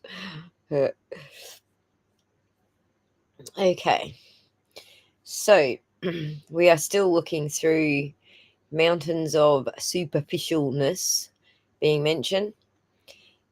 Sample pro forma for dog bite patient evaluation. Huh.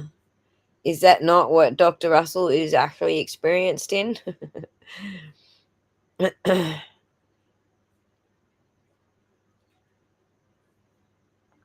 you go. Let's continue. We've got two left. We did that one, we did that one, and we did that one. Okay, the Lachman classification, where bite injuries involve the limbs, special consideration should address various facial compartments. If during examination of the wound is pus is evident, a swab must be taken for microbiological culture and sensitivity, and appropriate surgical management and antibiotics commenced. Type 1, the Lachman classification of wounds. Type 1 is superficial lesion without muscle involvement. Did we have? I think that's John's were all of that, weren't they? Type 2, deep lesion with muscle involvement. Type 3, deep lesion with muscle involvement and tissue defect. I think we're all in type 1 for John's. Class combined with vascular damage or nerve lesions, and class 3 combined with bone damage or organ involvement. I'm going to go with type 1 and ask my medical people in the chat. Type 1, do we agree?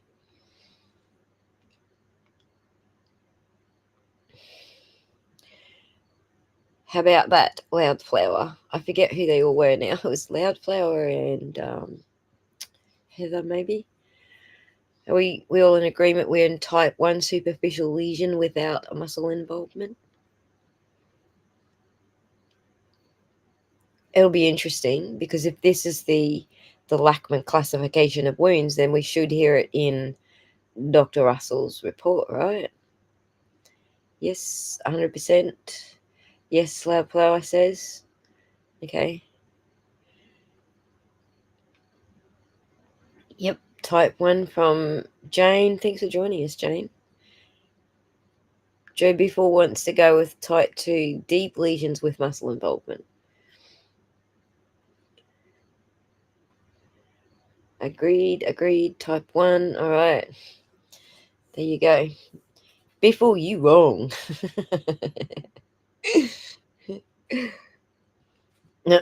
Dr. Russell has such crazy vast knowledge through multiple fields, I can't fathom someone attempting to discredit her.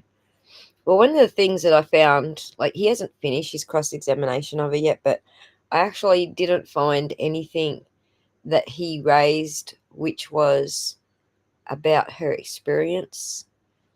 Like he didn't raise anything about the science. He didn't raise anything about the field that she studied, because this is actually a Dalbert hearing, not a cross-examination in trial. All the stuff he's done so far, he's asked her about so far, absolutely have been cross-examination questions in trial, not Dalbert challenges to her credibility. They've all been credibility issues he's taken up with her, not experience. So I reckon Bev's going to be caught between a rock and a hard place because, first of all, Brennan's not raising actual Dalbert concerns. He's only raising credibility, which is applicable during trial, but it's not applicable during the Dalbert. So Bev's in a sticky position now where he is not making the arguments he needs to make for her to be able to refuse the experience of Dr. Russell. He might change, like I think it's the 6th or the 7th of January.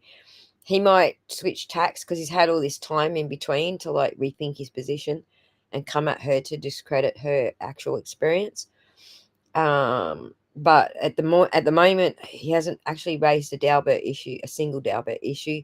So Bev has no choice at this stage. If she had to rule on this today, I'm going to say she's stuck. She actually has to rule the expert is qualified. But as you guys say, it could be rigged. Even if it is rigged, if the fix is already in and Bevy's supposed to reject Dr. Russell, Brennan's not giving her anything.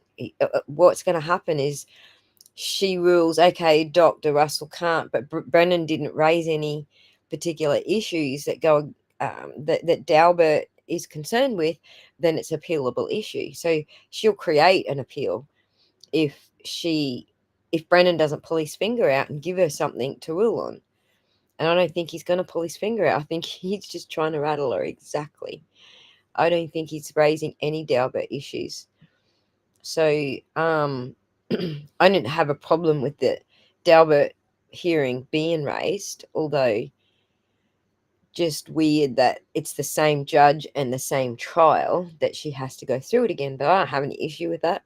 Most of the lawyers out there looking at it are like, yep, fine, let that go. But at the same time, they're saying the same thing that I'm saying, and that is, he doesn't seem to be raising any Dalbert issues. He just seems to be complaining a lot, which is not Dalbert. So if Brennan doesn't meet the Dalbert standard, Judge Bev has no choice but to let her in. So, and if she lets her in and he doesn't meet the Dalbert standard, then we're back to appeals. So, no, I agree with that. Who brought in? Let me just check the record here. Who brought in the? Hang on, let me just have a look. I know I have it here. I think it might have been this one here. Oh, no, it was the defense that brought in the previous injuries. So I was actually going to say I thought it was the prosecution, but it wasn't. It was the defense. So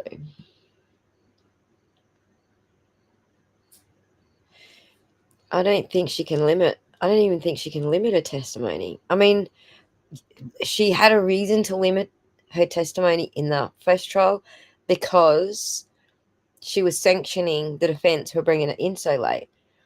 I don't even think she got a reason for that this time. So I think anything Bev does from this point is going to be appealable, unless Brennan pulls out some proper Dalbert arguments on the 7th. Exactly. That's exactly it.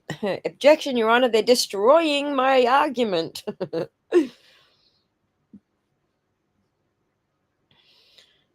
Oh, did she get swarmed outside court, Scott? He left his bag in the street just to run over there and pull. Oh, my goodness. I didn't know that. Did anyone catch that on camera? I wasn't aware of any of this.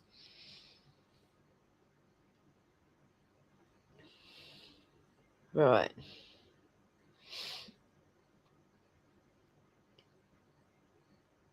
Yeah, it's a shock, right? Holy cow. Poor woman. Did anyone get it on film? Yes, Jetsia. He certainly has. I don't think he's got anything left in his gun. He's shot himself in the foot, and come the 6th, I don't think he's got anything left. So we're done with the superficial. Now let's have a look what other word was mentioned. Browse the contributors and their credentials, and then browse the relevant articles, please. Okay, that was from Junkman. The contributors and their credentials. Well, let me just go. Holy shit, this is 400 pages down already. Come on. Let's go back to the start.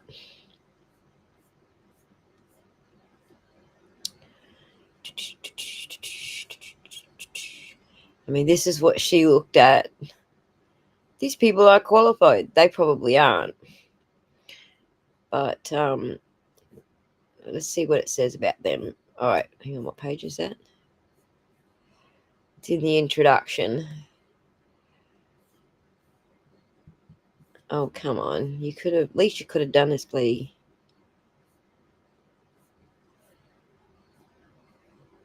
The contributors, here we go. Obtained a DVM and PhD degrees in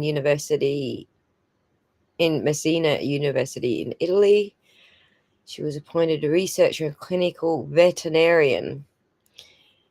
This person is a board-certified veterinarian. This person is a standing relationship. This is one of the writers. Hang on, wait, what? She is a research fellow at the University of Liverpool with a passion for understanding the relationship we have with our pets, with a background in animal behavior and dog training. Is a qualified in dentistry. And then we've got recognized specialist in clinical animal behavior. We have a forensic physician. So there is one person with some of her qualifications. A doctor in veterinary medicine, a degree in biological sciences, and then completed a master's degree in science, evolution, ecology, and systematics at that university in Germany. PhD studies in Lincoln, exploring the genetics of impulsivity and aggression in dogs. Fiona Cook has a PhD in the implementation and enforcement of animal welfare and protection law in local government. She's a professional animal behaviorist, specializing in dog and cat behavior. Coffee break. This is actually a lot of people. A lot of people.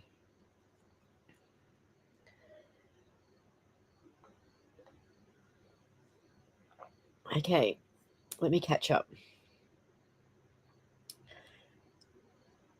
Roll the footage, Tommy, exactly. Poor Dr. Russell.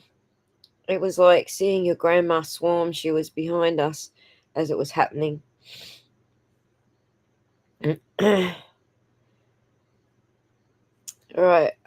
Yes, he is such a gentleman, isn't he? He always dives in there to save the girls. A fellow is a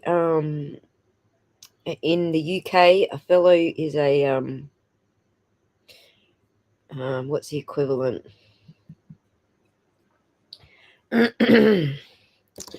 What is the equivalent of a fellow in? All right. A fellow in medicine is a doctor who has finished medical school and residency training and is now specializing in a specific area of medicine. So there you go. That's what a fellow is.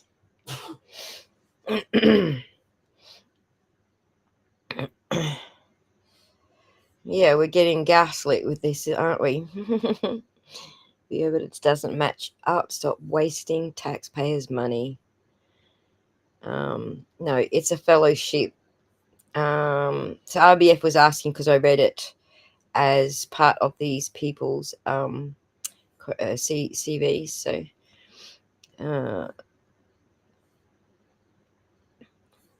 right, the book is about dog behavior, but some of these forensic people have that same forensic background that she does, so they're commenting exactly how she did about the same injuries. So people with her background in this book are actually backing her up, just so you know that. Okay, Department of Public Health, politician. Hands-on in the animal care sector for more than 18 years. In kennels, so just a dog handling person, nothing big. Met police, met trained dog legislation officer, so in handling and training dogs. A vet. Retired lieutenant inspector, which is police again, detective type Police, Jacksonville Sheriff's Office, Jacksonville, Florida, USA. There you go. And he has a degree in veterinary forensics. Okay. So you can see Brennan just read this through and went, oh, yeah, she's got none of that. Let's question her about all that shit.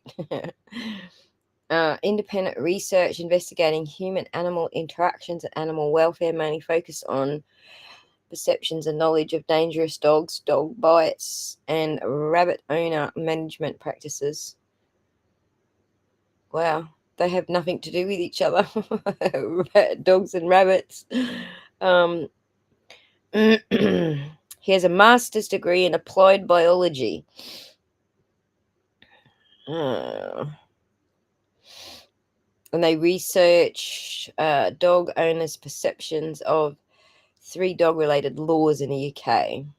Okay, Jenny began a career in human medicine, graduating from uni, and she rejoined, changing her focus to veterinary epidemiology. And then we go to, I couldn't say that word before, it just rolled off my tongue this time. Board certified vet. Extensive experience in small animal practice. She was first vet surgeon to be accredited by ASAB. Professor of epidemiology again. His first dog bite experience, first dog bite was at a veterinary, as a veterinary student. So he was bitten as a vet, but I'll bet you he didn't go to the vet for the dog bite. What do we got here? PhD at Hamburg. She worked in experimental psychology. The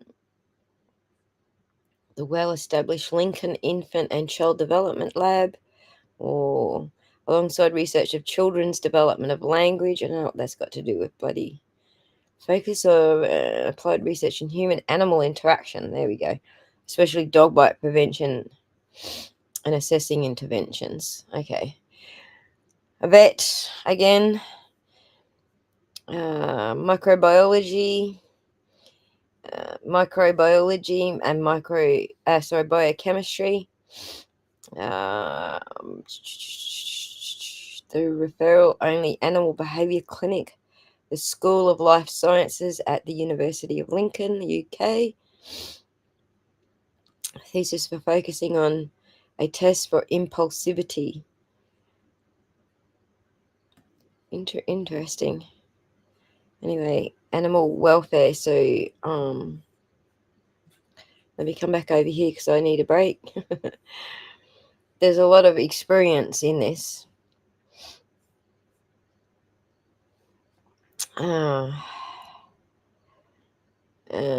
My favourite part was when Spanky handed Dr. Russell the book, asking if she's read it, and she glanced through certain pages and goes, "This doesn't say if any of these people have degrees." It was funny, but a lot of the people that contributed to the information in the book actually do have degrees, so not necessarily people that wrote the book. So, is the Commonwealth calling their own dog expert? I have no idea. We won't see the witness list until just before trial.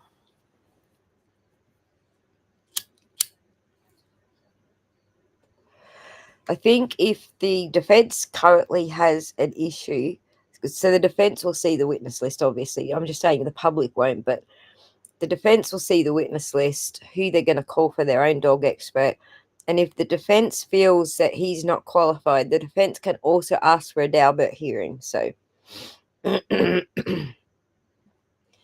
fact that the defense is not asking for a Daubert hearing regarding Trooper Paul, that's why I think Trooper Paul is not actually testifying. But there could be a strategy thing, like let him testify because he's such an idiot. Let him testify. Let's not rule him out and get someone better. So, whereas I think it's the exact opposite with Dr. Russell. She's more than qualified, so they need her out. If she wasn't qualified or was as dumb as Trooper Paul, they'd probably not be arguing. They've got every reason to argue about who's that other moron that doesn't know his bits from bytes. Can't think of his name off the top of my head right now. I'm terrible with nouns. Whatever his name is, they're not asking for a Daubert on him. And again, testify, and AJ will take him to pieces on the stand.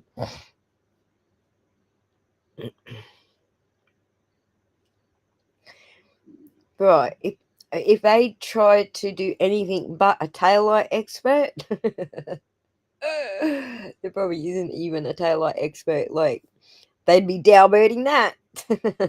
There's no such thing as a taillight expert. Well, there is actually. I have a taillight expert that we can talk with. It's just we've been waiting for, the busy season to calm down so he's got time to come and talk to us.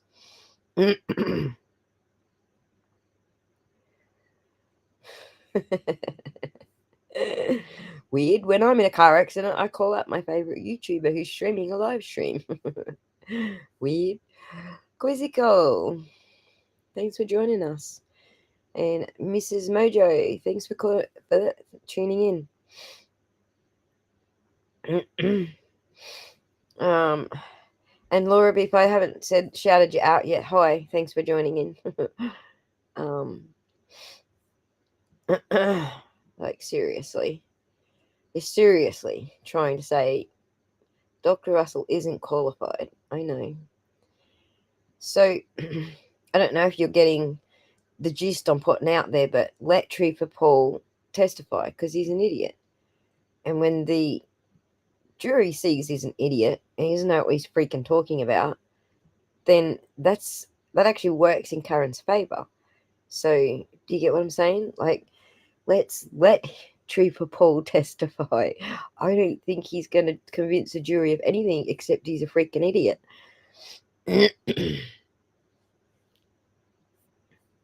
But that's what I would do.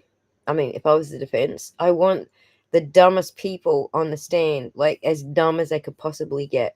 Your Honor, can we please have Kim Fair testify to like anything?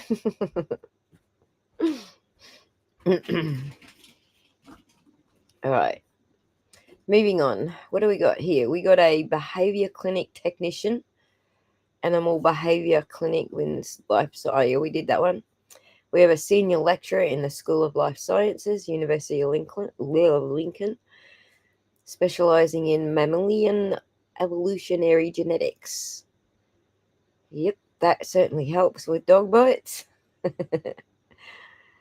With a particular focus on wild and domestic canids. In her research project, she has investigated the evolutionary history of grey wolves based on genome-wide data. I think they do actually have a section on the wild dogs and the wolves, so I mean it's applicable there. But so now we have lots of PhD research field of museum and natural history and a School of Earth Sciences. Interests include origin and diversification of major groups, especially limbed vertebrae, patterns and processes from fossil record, and tempo and mode of macroevolutionary changes. Wow. No idea how that relates. Matt Burgess is a medical physician. Yay, we finally have a medical physician. He's currently a diagnostic radiology resident in California. Dr. Burgess. Wait, that's who you couldn't tell his bits and bytes. It's not. I don't think it's Matt Burgess, but hang on. I know it was a Burgess, right? So what is physics? It just did. Yeah, let the dude freaking testify. It's too much like funny business. I mean, when you think about how it's going to go, it's going to be a repeat of Lally. I didn't find Brennan any more or less engaging than Lally, except you'll probably just say what if any less times. But I think they're just going to put the jury to sleep. And by having Trooper Paul back, I mean, it was epic. It was just like funny as I'm sure it woke them up because it was like entertaining. I'm sure they spent their entire lunch hour and dinner that night laughing over that whole thing.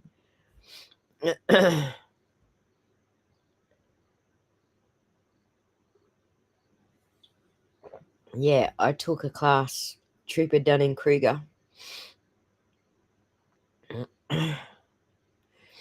So,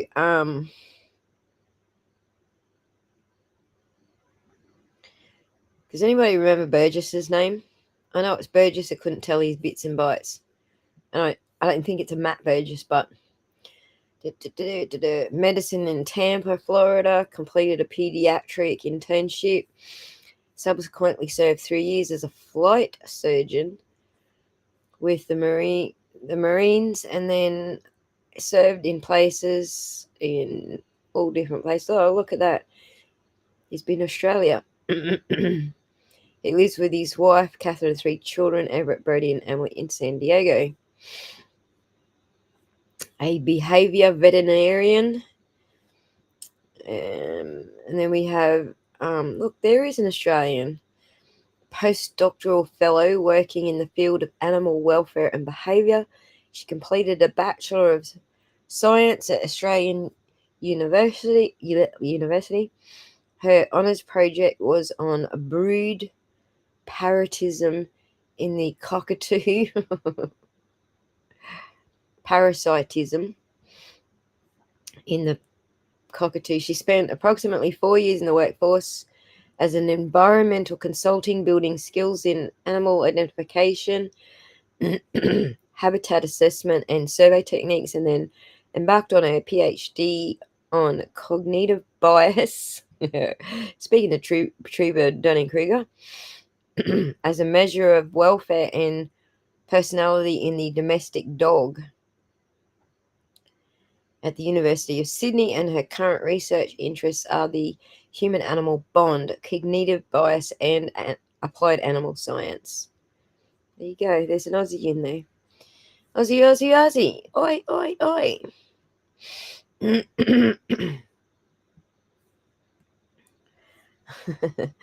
All right, we have to keep going with the Trooper Paul stuff. It just did. So, what is physics? I don't know. I didn't put it there. Well, you didn't. I took a class. Yeah, well, this one time back in band camp, Trooper Paul, you wrong. It talked to me exactly. Some pretty funny Trooper Paul things, right? My favourite was Action Jackson. Knew the info that Trooper Paul should have known inside and out, right? Right? And Trooper Paul developed an acute, inescapable case of stutter for the remainder of his testimony.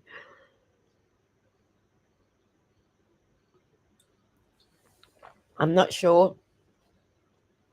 I'm not sure if he has a speech impediment or if he just got nervous and he couldn't get his words out like straight. I think he got nervous, to be honest. You will probably have to know him personally. I don't want to make fun of him if he's got a speech impediment. But even if you can't speak straight when you're nervous, it's still a speech impediment, I guess. But, I don't want to make fun of that. But he certainly wasn't confident. He didn't come out the gate confident, I don't think. And he's a bit slurry too, I think. Well, not slurry, but slow, I guess, in his speech. It could have been just an accent too that we're not used to. Good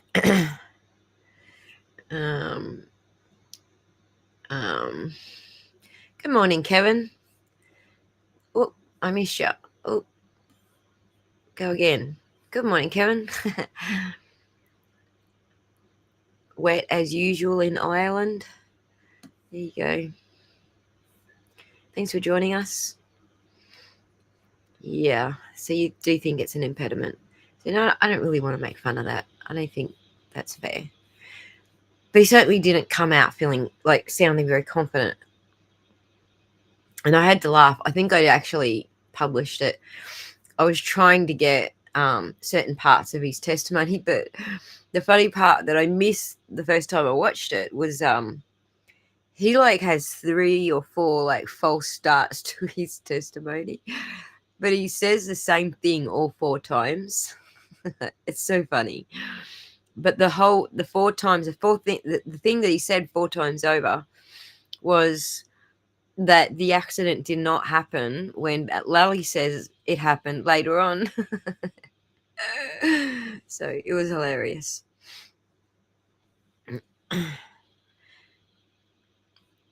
Anyway, yeah, that's better. Where were we up to? We're up to here. A behaviorist and a dog trainer who works with veterinary practices, a lecturer of companion animal behavior, blah, blah, animal behavior, cultural differences in public perception of human-directed aggressive behavior in dogs. Interesting. It's like when you say your dog skitch. But a veterinarian and an ethologist, animal behavior and animal welfare science, faculty of veterinary science, veterinary. Did I say that right? Then we have assessment of human-directed aggressive behavior in dogs. Again, veterinary again. A paleozoologist. There you go. In marine and fishery science. Yeah, that has so much to do with dogs. Geometric morphometrics alongside quantitative paleontology. Methods to solve questions on macroevolution and functional morphology. Senior lecturer in criminology at Middlesex. Previously worked as a Home Office regional crime advisor. Home Office in UK is the same as the Home Office in America. 4-year study into why young men use bull breed dogs to gain status. Interesting. Phenomenon of status dogs and weapon dogs. Interesting. Suzanne David is a trained animal keeper from Germany, certified dog trainer, Hamburg Society for the Prevention of Cruelty to Animals. Tina Wagon is the owner of Weldon Law, a long-established firm of criminal defence solicitors that specialises in dog law cases. And then we've got a professor in forensic psychology and a registered forensic and clinical psychologist. And then we have a life sciences major. She's qualified as a social worker with children and families in deprived area of UK. And Tracy has always maintained strong interest in the issue of discrimination, the welfare of domestic dogs, and their relationships with dogs. PhD for research.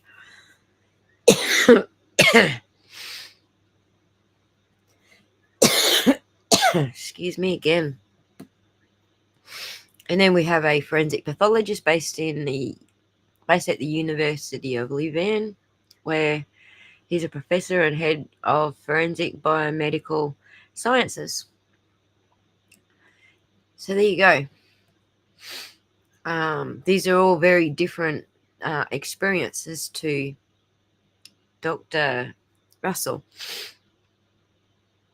And of course, the book is very much a different topic to Dr. Russell. The book is about animal behavior. So, what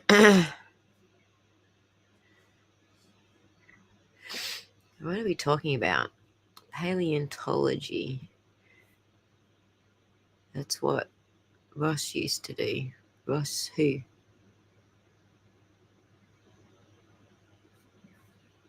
I don't know who Ross is. That's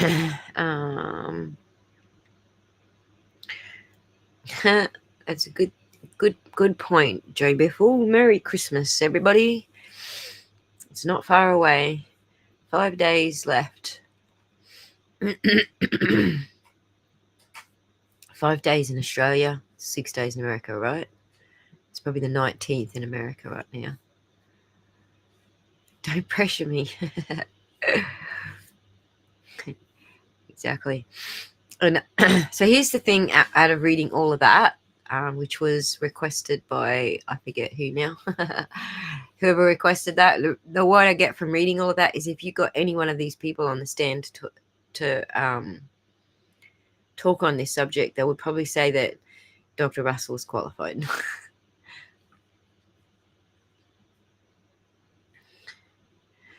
We don't get Friends references. We have Friends. We have. Oh, okay, now I know what you mean. Friends. Gotcha. So yes, we actually have repeats of Friends. We watched Friends when it came out, and then the following year it got repeated, and then the following year it got repeated, and it kind of stuck on repeat ever after. So we're still watching Friends from like way back when it first came out on repeat. But I don't watch it for that reason. All right, now let me have a look what else I starred in here. I also pinned by the junk man, browser contributors. Oh, that's who asked for what we just did. There you go. Done. And of course, I noted chapter 16. Right, I noted chapter 16 because I thought that was going to be interesting. So let's find chapter 16, shall we? Let's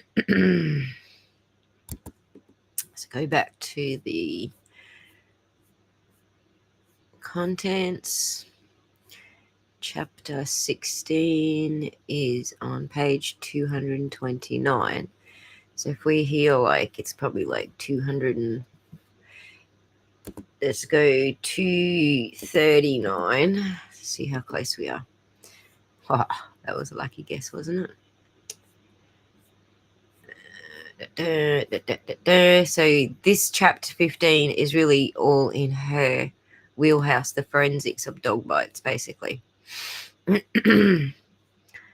The approaches for identifying the dog that has inflicted the bite, which is kind of where we were referred to begin with, the bite patterns.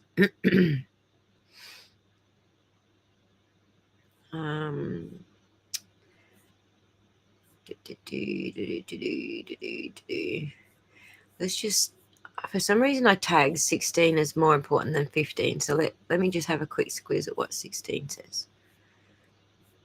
Here we go. 16, anatomy of dog bite injuries. There, that's why I thought it was more interesting. All right, so we're going to have the graphic stuff here. I'm going to try and go past it unless there's a text there right next to it. The description of dog bites can be a highly emotional issue with perceptions of severity replacing objective standards, establishing and applying consistent standards for the physical evaluation of dog bite based on quantifiable reproducer criteria is essential. A dog bite can be generally defined as a pattern made by teeth in a substrate. A dog bite injury is a patterned injury. Pattern injuries represent a transfer of a pattern from one medium to another. In the case of dog bites, the pattern involved is that of the dog's teeth and jaw as transferred to the tissue and or bone of the victim. As in any patterned injury, the physical dimensions and characteristics of the injury can assist in determining not only the source of the injury, but also but can impact details such as direction and intensity of the injury producing instrument. injury-producing instrument. There you go. In a dog bite, the instruments causing the injury are the dog's teeth. To a lesser extent, the jaw and skull is the framework that supports the teeth. Adult domestic dogs typically have 42 teeth, 20 upper and 22 lower. These teeth can engage in varying ways depending on the angle and the depth of the engagement. The orientation of the teeth in typical domestic canine dentition is illustrated in figure 16.1. The teeth of a domestic canine engage differently due to morphology than human bites. Dorian describes the engagement of canine dentition by saying the tooth alignment along the dental arch from the canine to the last molar does not follow a straight path. The dentition penetrates unevenly as a result of different sizes of teeth, different horizontal heights of teeth, and the uneven and antero-posterior alignment of the teeth. Antero-posterior alignment of the teeth. Whew. Some of these words are over my head, man.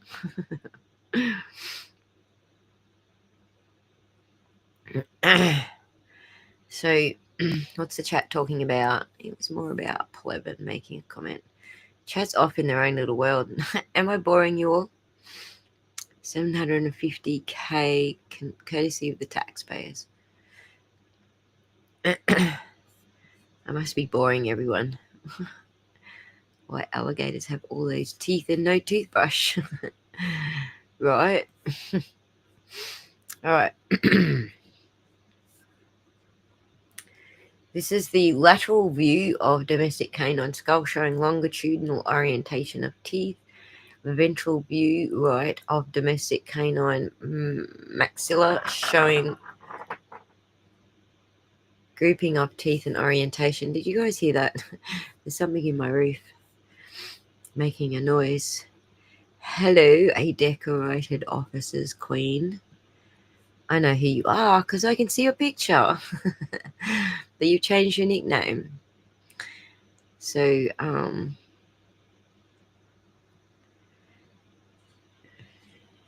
not boring. Oh, good. All right. So we're all multitaskers over here. Bugger on, mate. All right. I shall keep reading. That's all right. As long as I'm not boring you, I'll keep reading. I'm finding this very interesting, this particular section. Thus, the examiner must keep in mind that a dog's dentition may penetrate irregularly depending on where in the dental arch primary contact occurs. Yeah, so we can actually see where that actually occurs from those patterns, can't we? For analysis purposes, the dental arch is broken into several groups of teeth, as can be seen in the two views shown in figure 16.1. From the center, there are 6 incisors. There are 6 incisors each, top and bottom. So, no, those are canines. So that must be these ones. Or are they talking about the front? No, it's these ones here. Incisors are generally elongated to the side, a wedge shape front to back, and are designed for cutting and shearing. Okay, so we're talking about these. 6 of these. Next in line are 4 canines, 2 each, top and bottom. So that's these ones.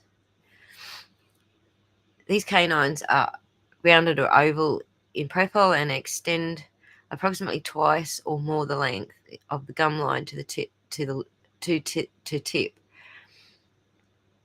Hang on, I read that wrong. Twice or more the length gum line to tip of typical incisors. The canine teeth perform several functions. As the longest teeth, these are usually a dog's initial contact point. with whatever object or item they encounter. The sharp circular profile of these teeth allows a dog to pierce the target. The extension of these teeth beyond the level of engagement of the incisors allows the dog to moderate and control the level of damage done to a target. This limitation of damage is well illustrated by the level 3 or moderated warning communication bite. In this type of engagement, there is a brief inhibited contact with a target that results in either no puncture of the skin surface or at most limited shallow puncture wounds that are unlikely to cause significant physical damage, though they may transmit infection. Past the canines are the premolars and molars, and these are the ones up the back here. I'm taking it. These teeth are generally for ripping and chewing food. In severe bites, the forwardmost of these teeth may engage the target. This usually involves the engagement of a limb, such as an arm or a smaller diameter leg, but a dog may get deeply into its grasp.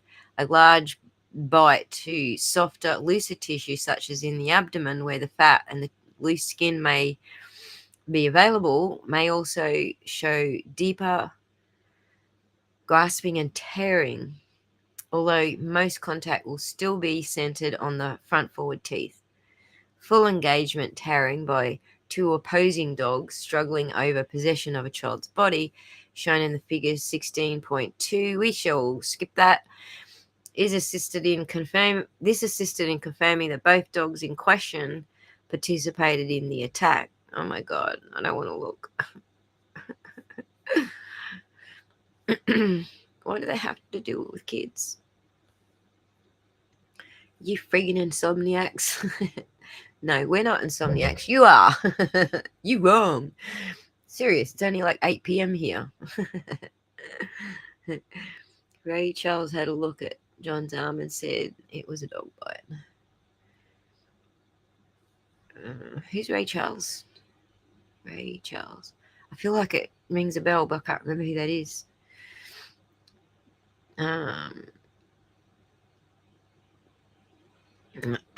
Where are we? I wonder what colour fur this hardcore death metal doggo had. It's a German Shepherd, and it's in photos, so you get to see the colour of that type of German Shepherd in the family photos with the dog. I can go chase him up if you want, Lydia. Why are you awake? Is there a bedtime story, literally, as it is 3 a.m. here? No, there isn't literally. We're just reading the document. And if you want to go to bed, because I'm going to trim out, the parts of this reading that I think are interesting and put them into a video and then upload it on my channel as a pre-recorded, even though it's not pre-recorded. I'm going to trick everyone, make them think it is. I think because children are actually the most commonly attacked by dogs. I think that's why.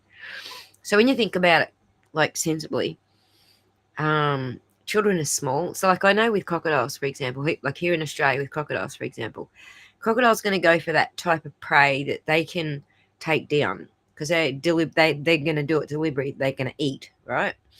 So way up north where I used to live in the Northern Territory, they won't grab hold of a, for example, a barramundi. Okay, these are one of the biggest fish out there that the crocs like. Humans also like them, but if the barra is like more than half the size of the croc, they won't eat them. They won't go after them unless it's already dead. If you just leave a dead barra on the bank, then yes, the croc will come and eat it and drag it off under a thing. But the point I'm making is children are small, and so the dogs sizing up, the attack are going to go for kids, whereas adults are big, and I think they get attacked a lot less often. So that's why I think it's or children, but it was so disturbing. I can't do kids.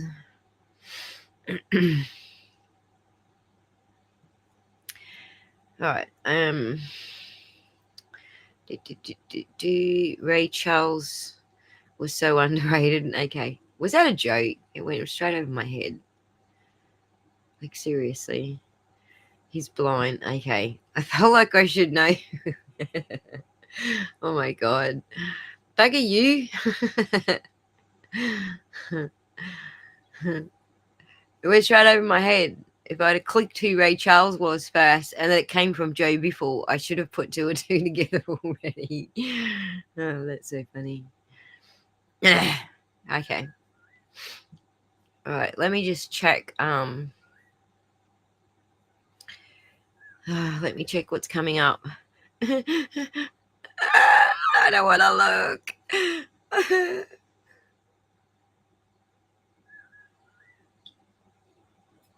It's bad. It's bad and it's a kid.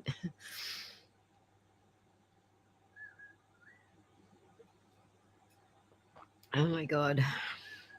Sorry guys, just doing the coffee break thing. Sorry, we just have to miss that bit. A surgeon may decide that a particular wound needs a particular treatment strategy. The treatment strategy can be dependent on factors beyond the dog.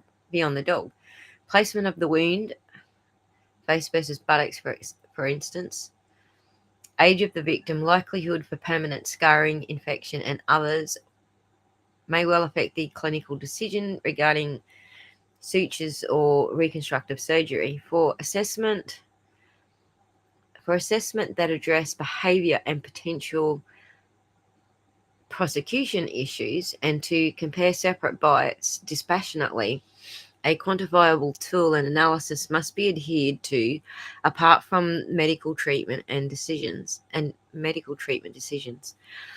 The severity of an attack depends on three factors: the intensity of the bite, the frequency of the bite, and the intent of the bite. In other words, how hard did the dog bite? How many times did the dog bite? What was the purpose of the bite? And did the dog bite once with relative restraint to gain space to flee from a frightening situation? Did the dog bite repeatedly but still hold back? Or did the dog bite once but very hard with a firm grip and tearing and shaking motions? I think we're looking at repeatedly but still held back, maybe.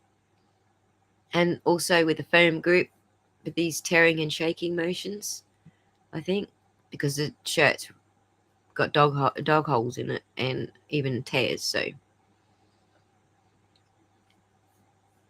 what say you? Are you live from Aussie at 4 a.m? You're up early. I keep waking up at 2 a.m. for some reason. Then I just count the minutes backwards until it's time to get ready for work. I think that's what Shorty does. Same thing. Well, probably not 2 a.m, but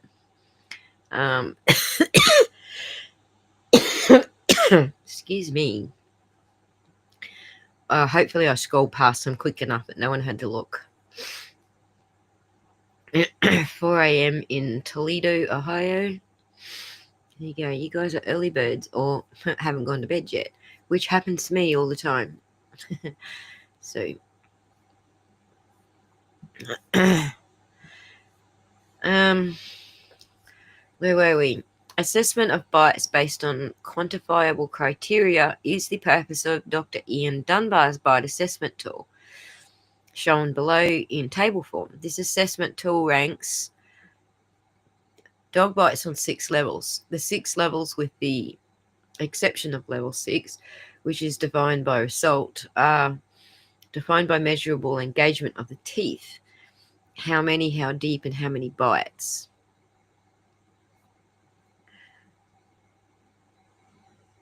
Okay, we'll look at those levels in a second.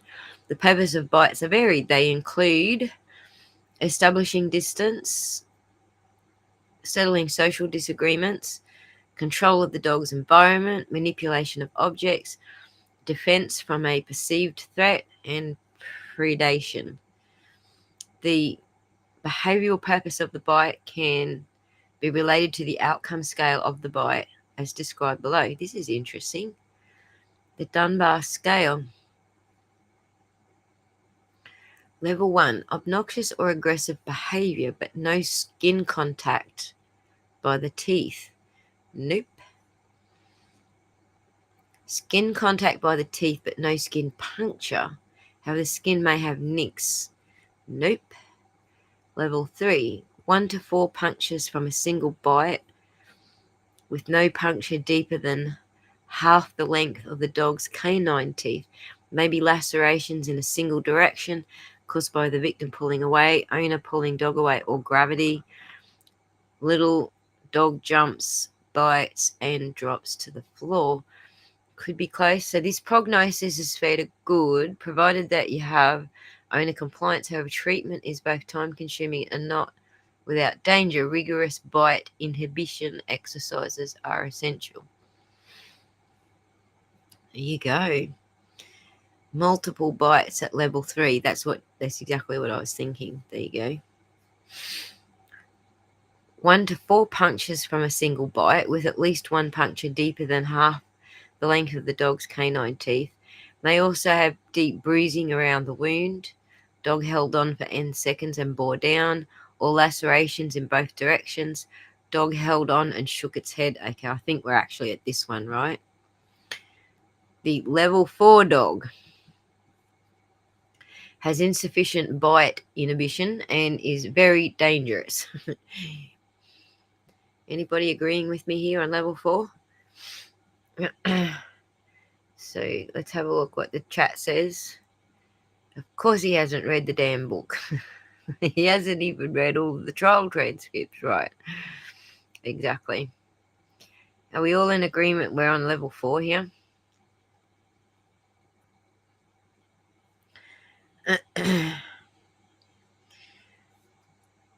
Level 4, guys. Level 4 or multiple bite incident with at least 2 level 4 bites, or multiple attack incident with at least 1 level 4 bite in each. I don't think we're actually at that extreme.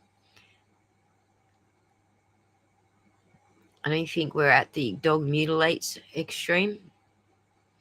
I think we're at the level 4. So we're talking an extremely dangerous dog. Sorry, a very dangerous dog. Prognosis is poor because of the difficulty and danger of trying to teach bite inhibition to an adult hard-biting dog, and because absolute owner compliance is rare. Definitely 4. If it's measured by both the dog and the owner, I'm saying 4.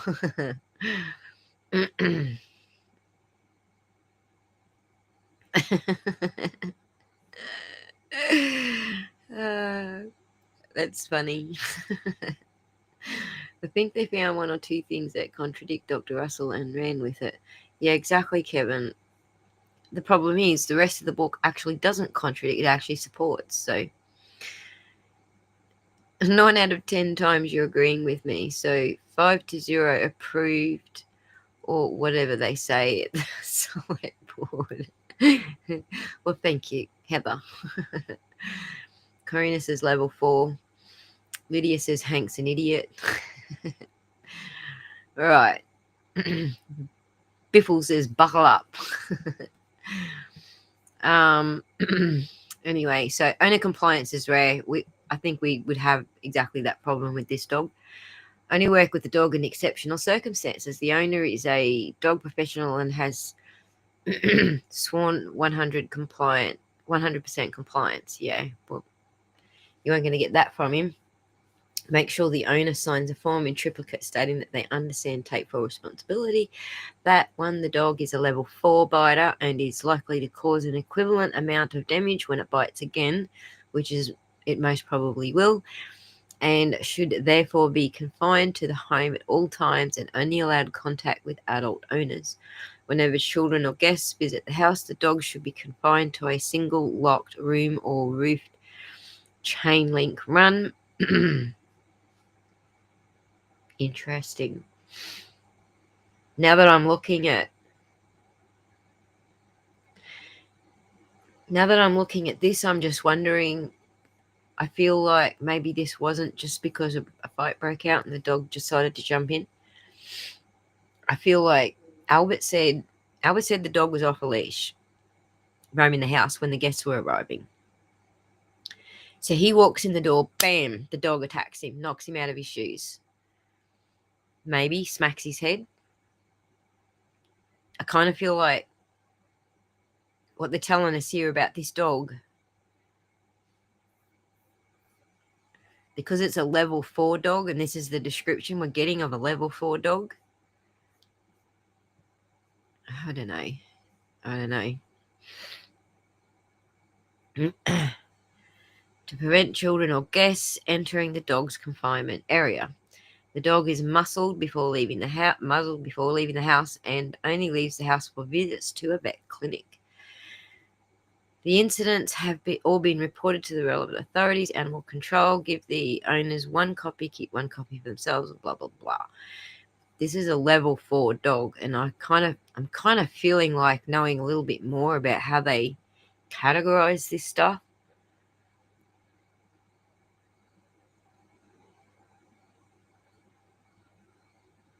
It's interesting, right?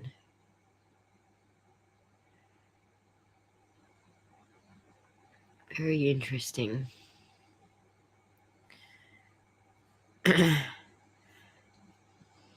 Are you guys like hearing this stuff? This is a level 4 dog that's not really good with strangers, per Albert's own testimony.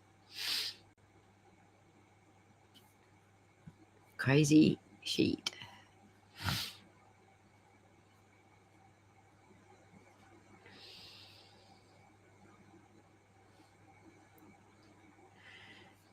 A level 4 bite is a major bite incident, more than just canine teeth engage and deeply. There is likely tearing, grasping, and shaking. It is believed that a dog involved in this bite level intended to inflict significant damage. This may be extremely defensive behavior from a threatened animal or relate to a predatory behavior that might ultimately lead to a kill. Although a dog that inflicts this type of injury may never bite again, if it does, it is believed that there is a high likelihood that it will be another major bite. That's our Chloe, I'm afraid. That's why she found the farm, quote unquote. Yeah. Yeah. It's crazy, right?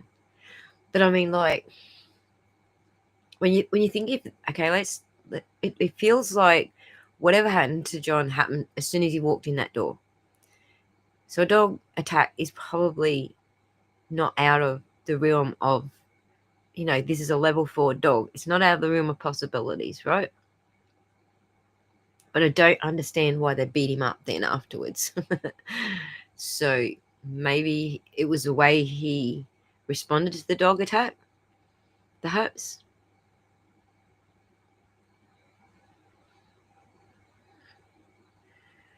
But when they defend Colin, I know they're just defending Colin because they're upset about Colin. I don't know. I feel like this actually might have started with the dog and then ended with the adults. Does that make sense? Rather than the other way around. So people saying, the way John responded to being attacked by the dog might have actually caused everyone else to flip out.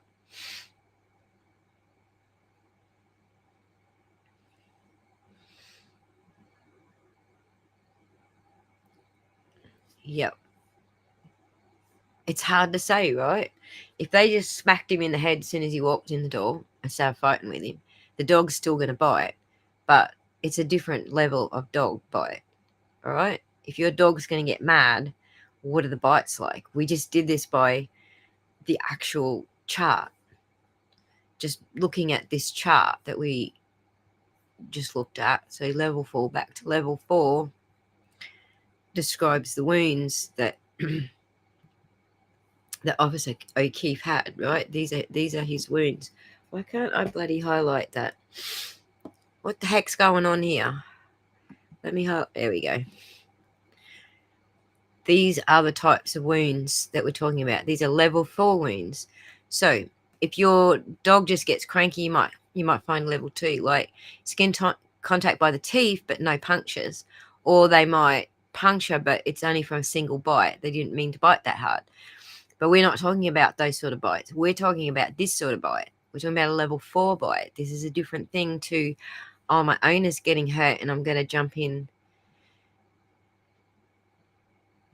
This is a different type of bite. Do you get what I'm saying? I feel like we just learnt something here about this type of dog bite. Right. If there's a difference between them going mental and how far they're going to sink their teeth in. Because as this guy just explained, the sinking the teeth in is the intention side of it. It's not just that I'm going to scare you away because you're in my space. So I'm not sure that they were gearing up for it, but they were certainly drunk and, disorderly. So a fight was going to break out easy enough. I agree with that. But I just feel like there's a different thing behind the dog bite now that I'm reading these charts. It's not just protecting the owner. It's actually you're in my space and I'm going to take you out. There's some distancing there. Absolutely, there's some distancing there. Like the dog's no longer with them. There's definitely some distancing going on. So, but I'm not saying either way that it is. But it's just giving me this is giving me a completely different perspective of looking at the dog bite.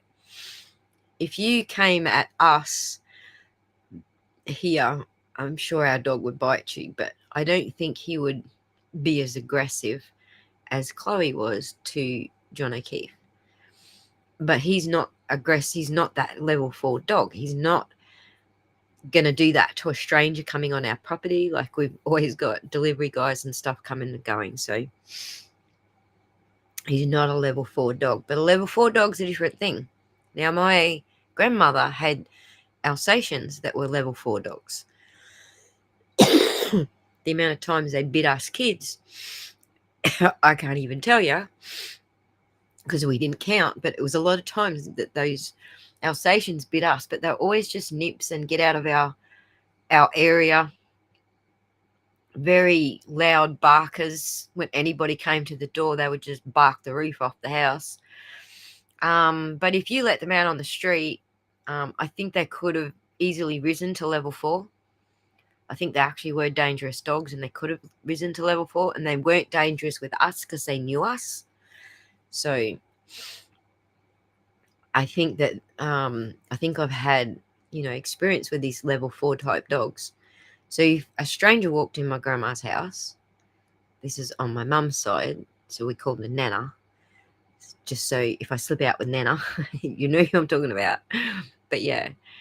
If a stranger walked in Nana's house, that's exactly what would have happened. They would have attacked, and it would have been teeth in, and it would have been rip and tear and shake heads and everything like that. So a Rottie is a Rottweiler. A Rottie is short for Rottweiler. So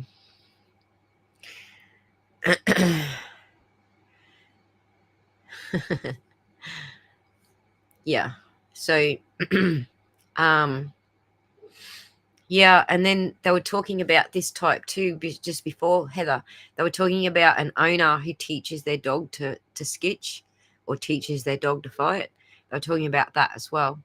That still falls into this level 4 category, but see, for bite severity and the owner's compliance in training the dog.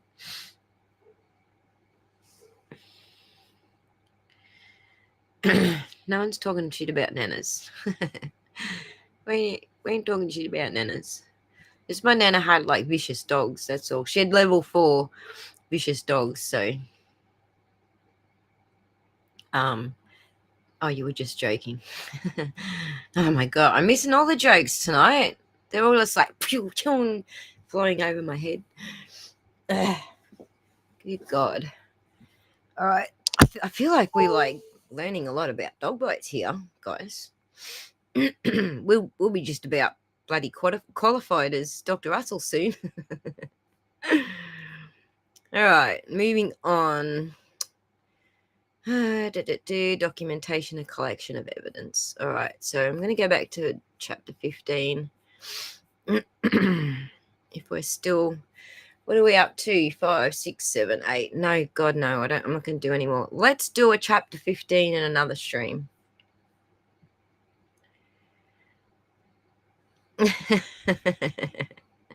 Well, my nana might join her because she's passed away now, so she might come back too.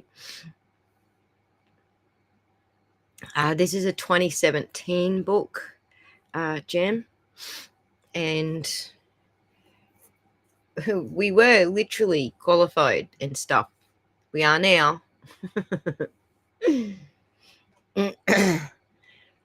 I reckon they lured OGO down to the basement. The argument turned into a fight. I don't know. Everyone's got their own theory, but whatever happened to him, it happened as soon as he walked straight in that door because he only got one shoe on. It happened before he got the other shoe off.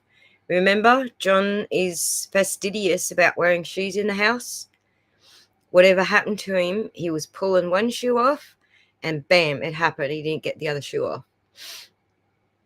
That's the clue in how quickly he was hit. So, don't know about. I don't really want to say anything about the other people, right? I'll let you guys have your speculations, obviously, but I don't particularly want to say anything about the other people except for Brian Albert and he. Because at the end of the day, they're the cops in the house, right? At the end of the day, whatever went down, they're the ones who had the responsibility to stop it from going down or to control it or to report it or whatever and call 911. All right, they're the responsible parties, either way you look at it.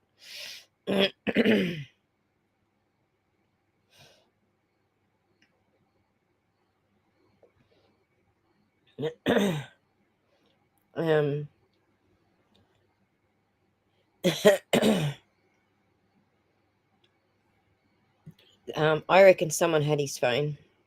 Someone was running around with his phone, panicking.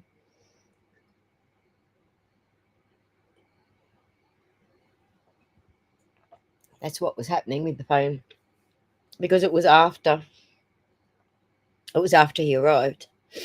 I forget the exact. I need to go back over my timeline to tell you exactly what the time distance was, the time that elapsed between the two episodes when he first got there to the phone doing the stairs thing. So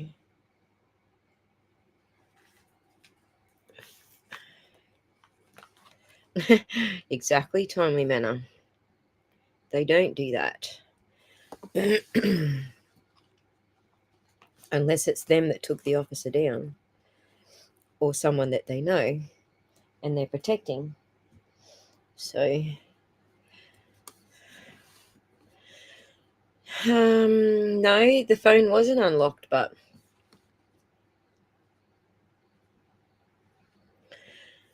right, Jen was in another room ringing it, trying to find it. Someone else was obviously running around the freaking house with it. Shortly before she was, it's hard to say. It was during the time that she was ringing it. Wasn't it? Oh my God, we have to actually go back over all of this now, because I had a set pattern in mind that when I did the timeline, I was looking at this set pattern. He arrived at the house, he got beat, and blah, blah, blah. But now I'm reading all this stuff about the dog. It's kind of like, holy crapola. We need to look at the data again a different way. And I think I might actually do that.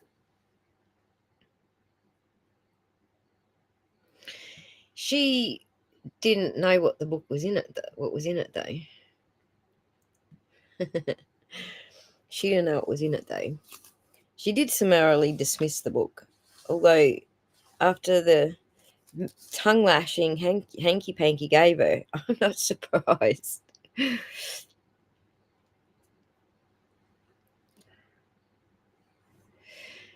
Hang on. If someone knocked on the door, you'd think a machine gun was going off. He just became mentally unglued. Look, I don't know. My dog sounds mentally unglued when there's wheels turning. My landlord's dog. I always say my dog. He's our friend as well, but he's mentally unglued when wheels are turning. As soon as the wheels stop turning, he's like, "Oh, he's friendly as," and then the wheels start turning and he's mentally unglued, and he does it all the way freaking down the road to the end of our property where the creek is. Like it's 500 meters. He'll follow him out the driveway and all the way down the freaking road. He is mentally unglued when the wheels are turning, but as soon as the wheels stop turning, he's fine.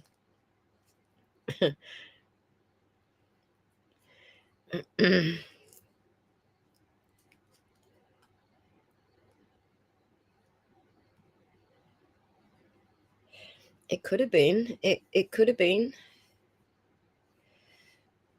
Curveball. I'm just throwing a curveball out there. Is it possible Karen was telling John stuff about Higgins on their way there? John went in hot, and then shit went down. Like Chloe sees an angry stranger walk in. Well, from what I understand from Albert's testimony, Chloe was gonna have a go at any strangers that come through that door. He's the one that said she's not good with strangers.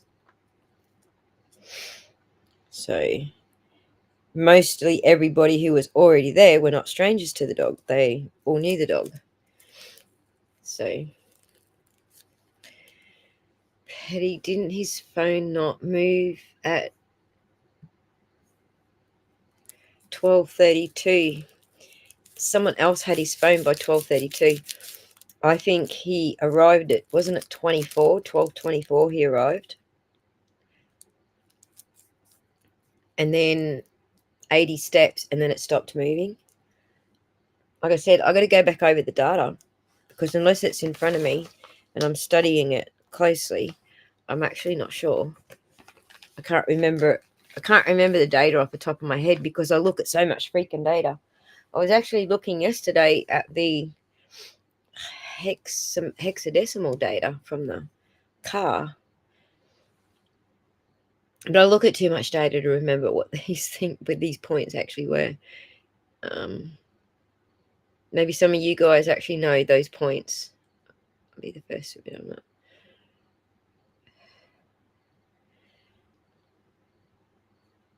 Yeah, I need to look it all up to actually compare the data again. But I feel like I've never looked at it from this perspective before. A lot of people have said this before.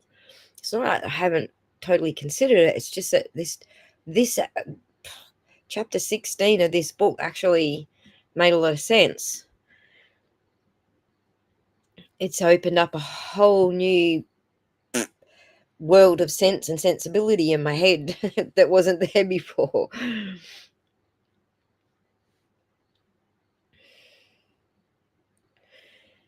Yeah. Just as John stepped in to take his shoes off, BA's bringing Chloe down. So I kind of felt like the dog was already down and that he was going to take the dog up before strangers started arriving. Because everyone before John were not strangers. See what I'm saying? Like I felt like, I don't know. We need to look at this whole timeline again. I'm going to do that. I'm going to revisit the timeline.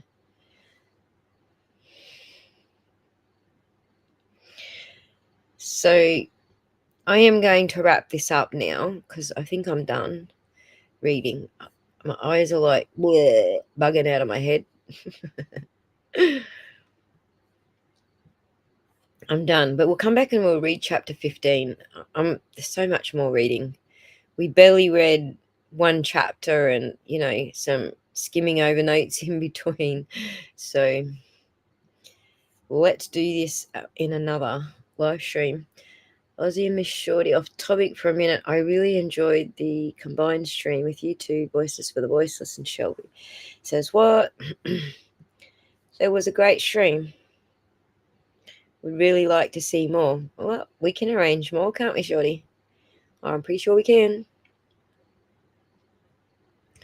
Dr. Russell may have been incorrect. Maybe some of those clowns that authored that worthless tome had degrees, but she didn't respect them, nor should she. No, Scott. I think that people in that book are actually supporting her. That they're actually saying the same thing that she is.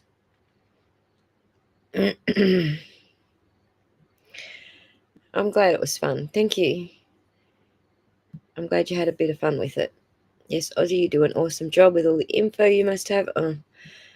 We just got 500 exhibits given to us yesterday from, I don't know, Boston Globe or someone. I forget who it was. So we'll be going through the 500 exhibits. But now when I look at the exhibits in order like that, the exhibits, this is all the stuff that the jury saw, I was actually a little bit surprised at how many exhibits are not in there that I simply assumed would be. So we're going to go over those exhibits as well. Oh, God, I hope nobody dreams of gaping wounds. And if you do, I'm sorry. I apologize in advance. Hello, that redhead. Thanks for joining us. Just a little bit late, but hello.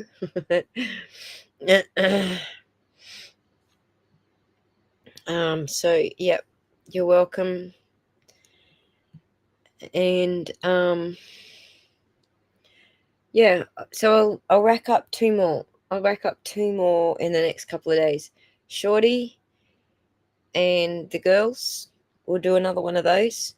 Shorty and I are doing something similar on Monday, so that will be with Lacey, but we might get other mods to come up and talk about experiences that they've had. That's Monday. 3. Oh God, Shorty, help me with the time. This is midday Sydney, and then about 8:30 p.m. I think it is in Eastern Standard Time. So we'll be doing, a much deeper dive than what we did that Kevin was just talking about, basically over on Tommy's channel. So much deeper dive, covering a lot more subjects, basically. So, oh no, please don't do that. Don't do that. Not my fault. All right, guys. So I will try and get another Shorty and the girls, mod girls, together live. We've also got one at Shorty is doing a Christmas stream. So she's got Grant on Friday. On Friday, that's freaking today. She's got Grant tomorrow. It's gonna be what time EST for Grant, Shorty? Sunday night for United States, right? And midday Monday for us Aussies, correct? That's for my stream. Then Shorty's going to interview Grant tomorrow at 3 p.m. There you go, 3 p.m. Eastern Standard Time. And I think that's like 7 a.m. for Australia. So I'm going to have to set my alarm to get up for that one. So yeah, those are the things that we've got coming up. Plus, like I said, we got a couple of requests which I can probably do. We'll give it a shot. Get some more mods together for another mod. We could probably do like a monthly mod chat, a monthly mod like meeting. How's that sound? Talking about the different things that we went through that month. In fact, I think that's pretty good. I think that's a pretty good idea for people coming in new to YouTube, just starting the channels. like a support group, like a neighborhood watch. I don't know. Just a monthly thing where we can lean on each other and say, oh my God, this month all these things went wrong, or something like that, Yes, great. Done, Shorty. Done. You like it. Cool. I think it's a great idea. So, all right. Good night, everybody. Thank you to the mods for coming in tonight. Much appreciated. Thank you for everybody who came to watch my stream. It was definitely a lot more than I was expecting. Love you all. I don't know how so many Americans are actually awake at this hour, but thank you. Bye, everybody. Be good.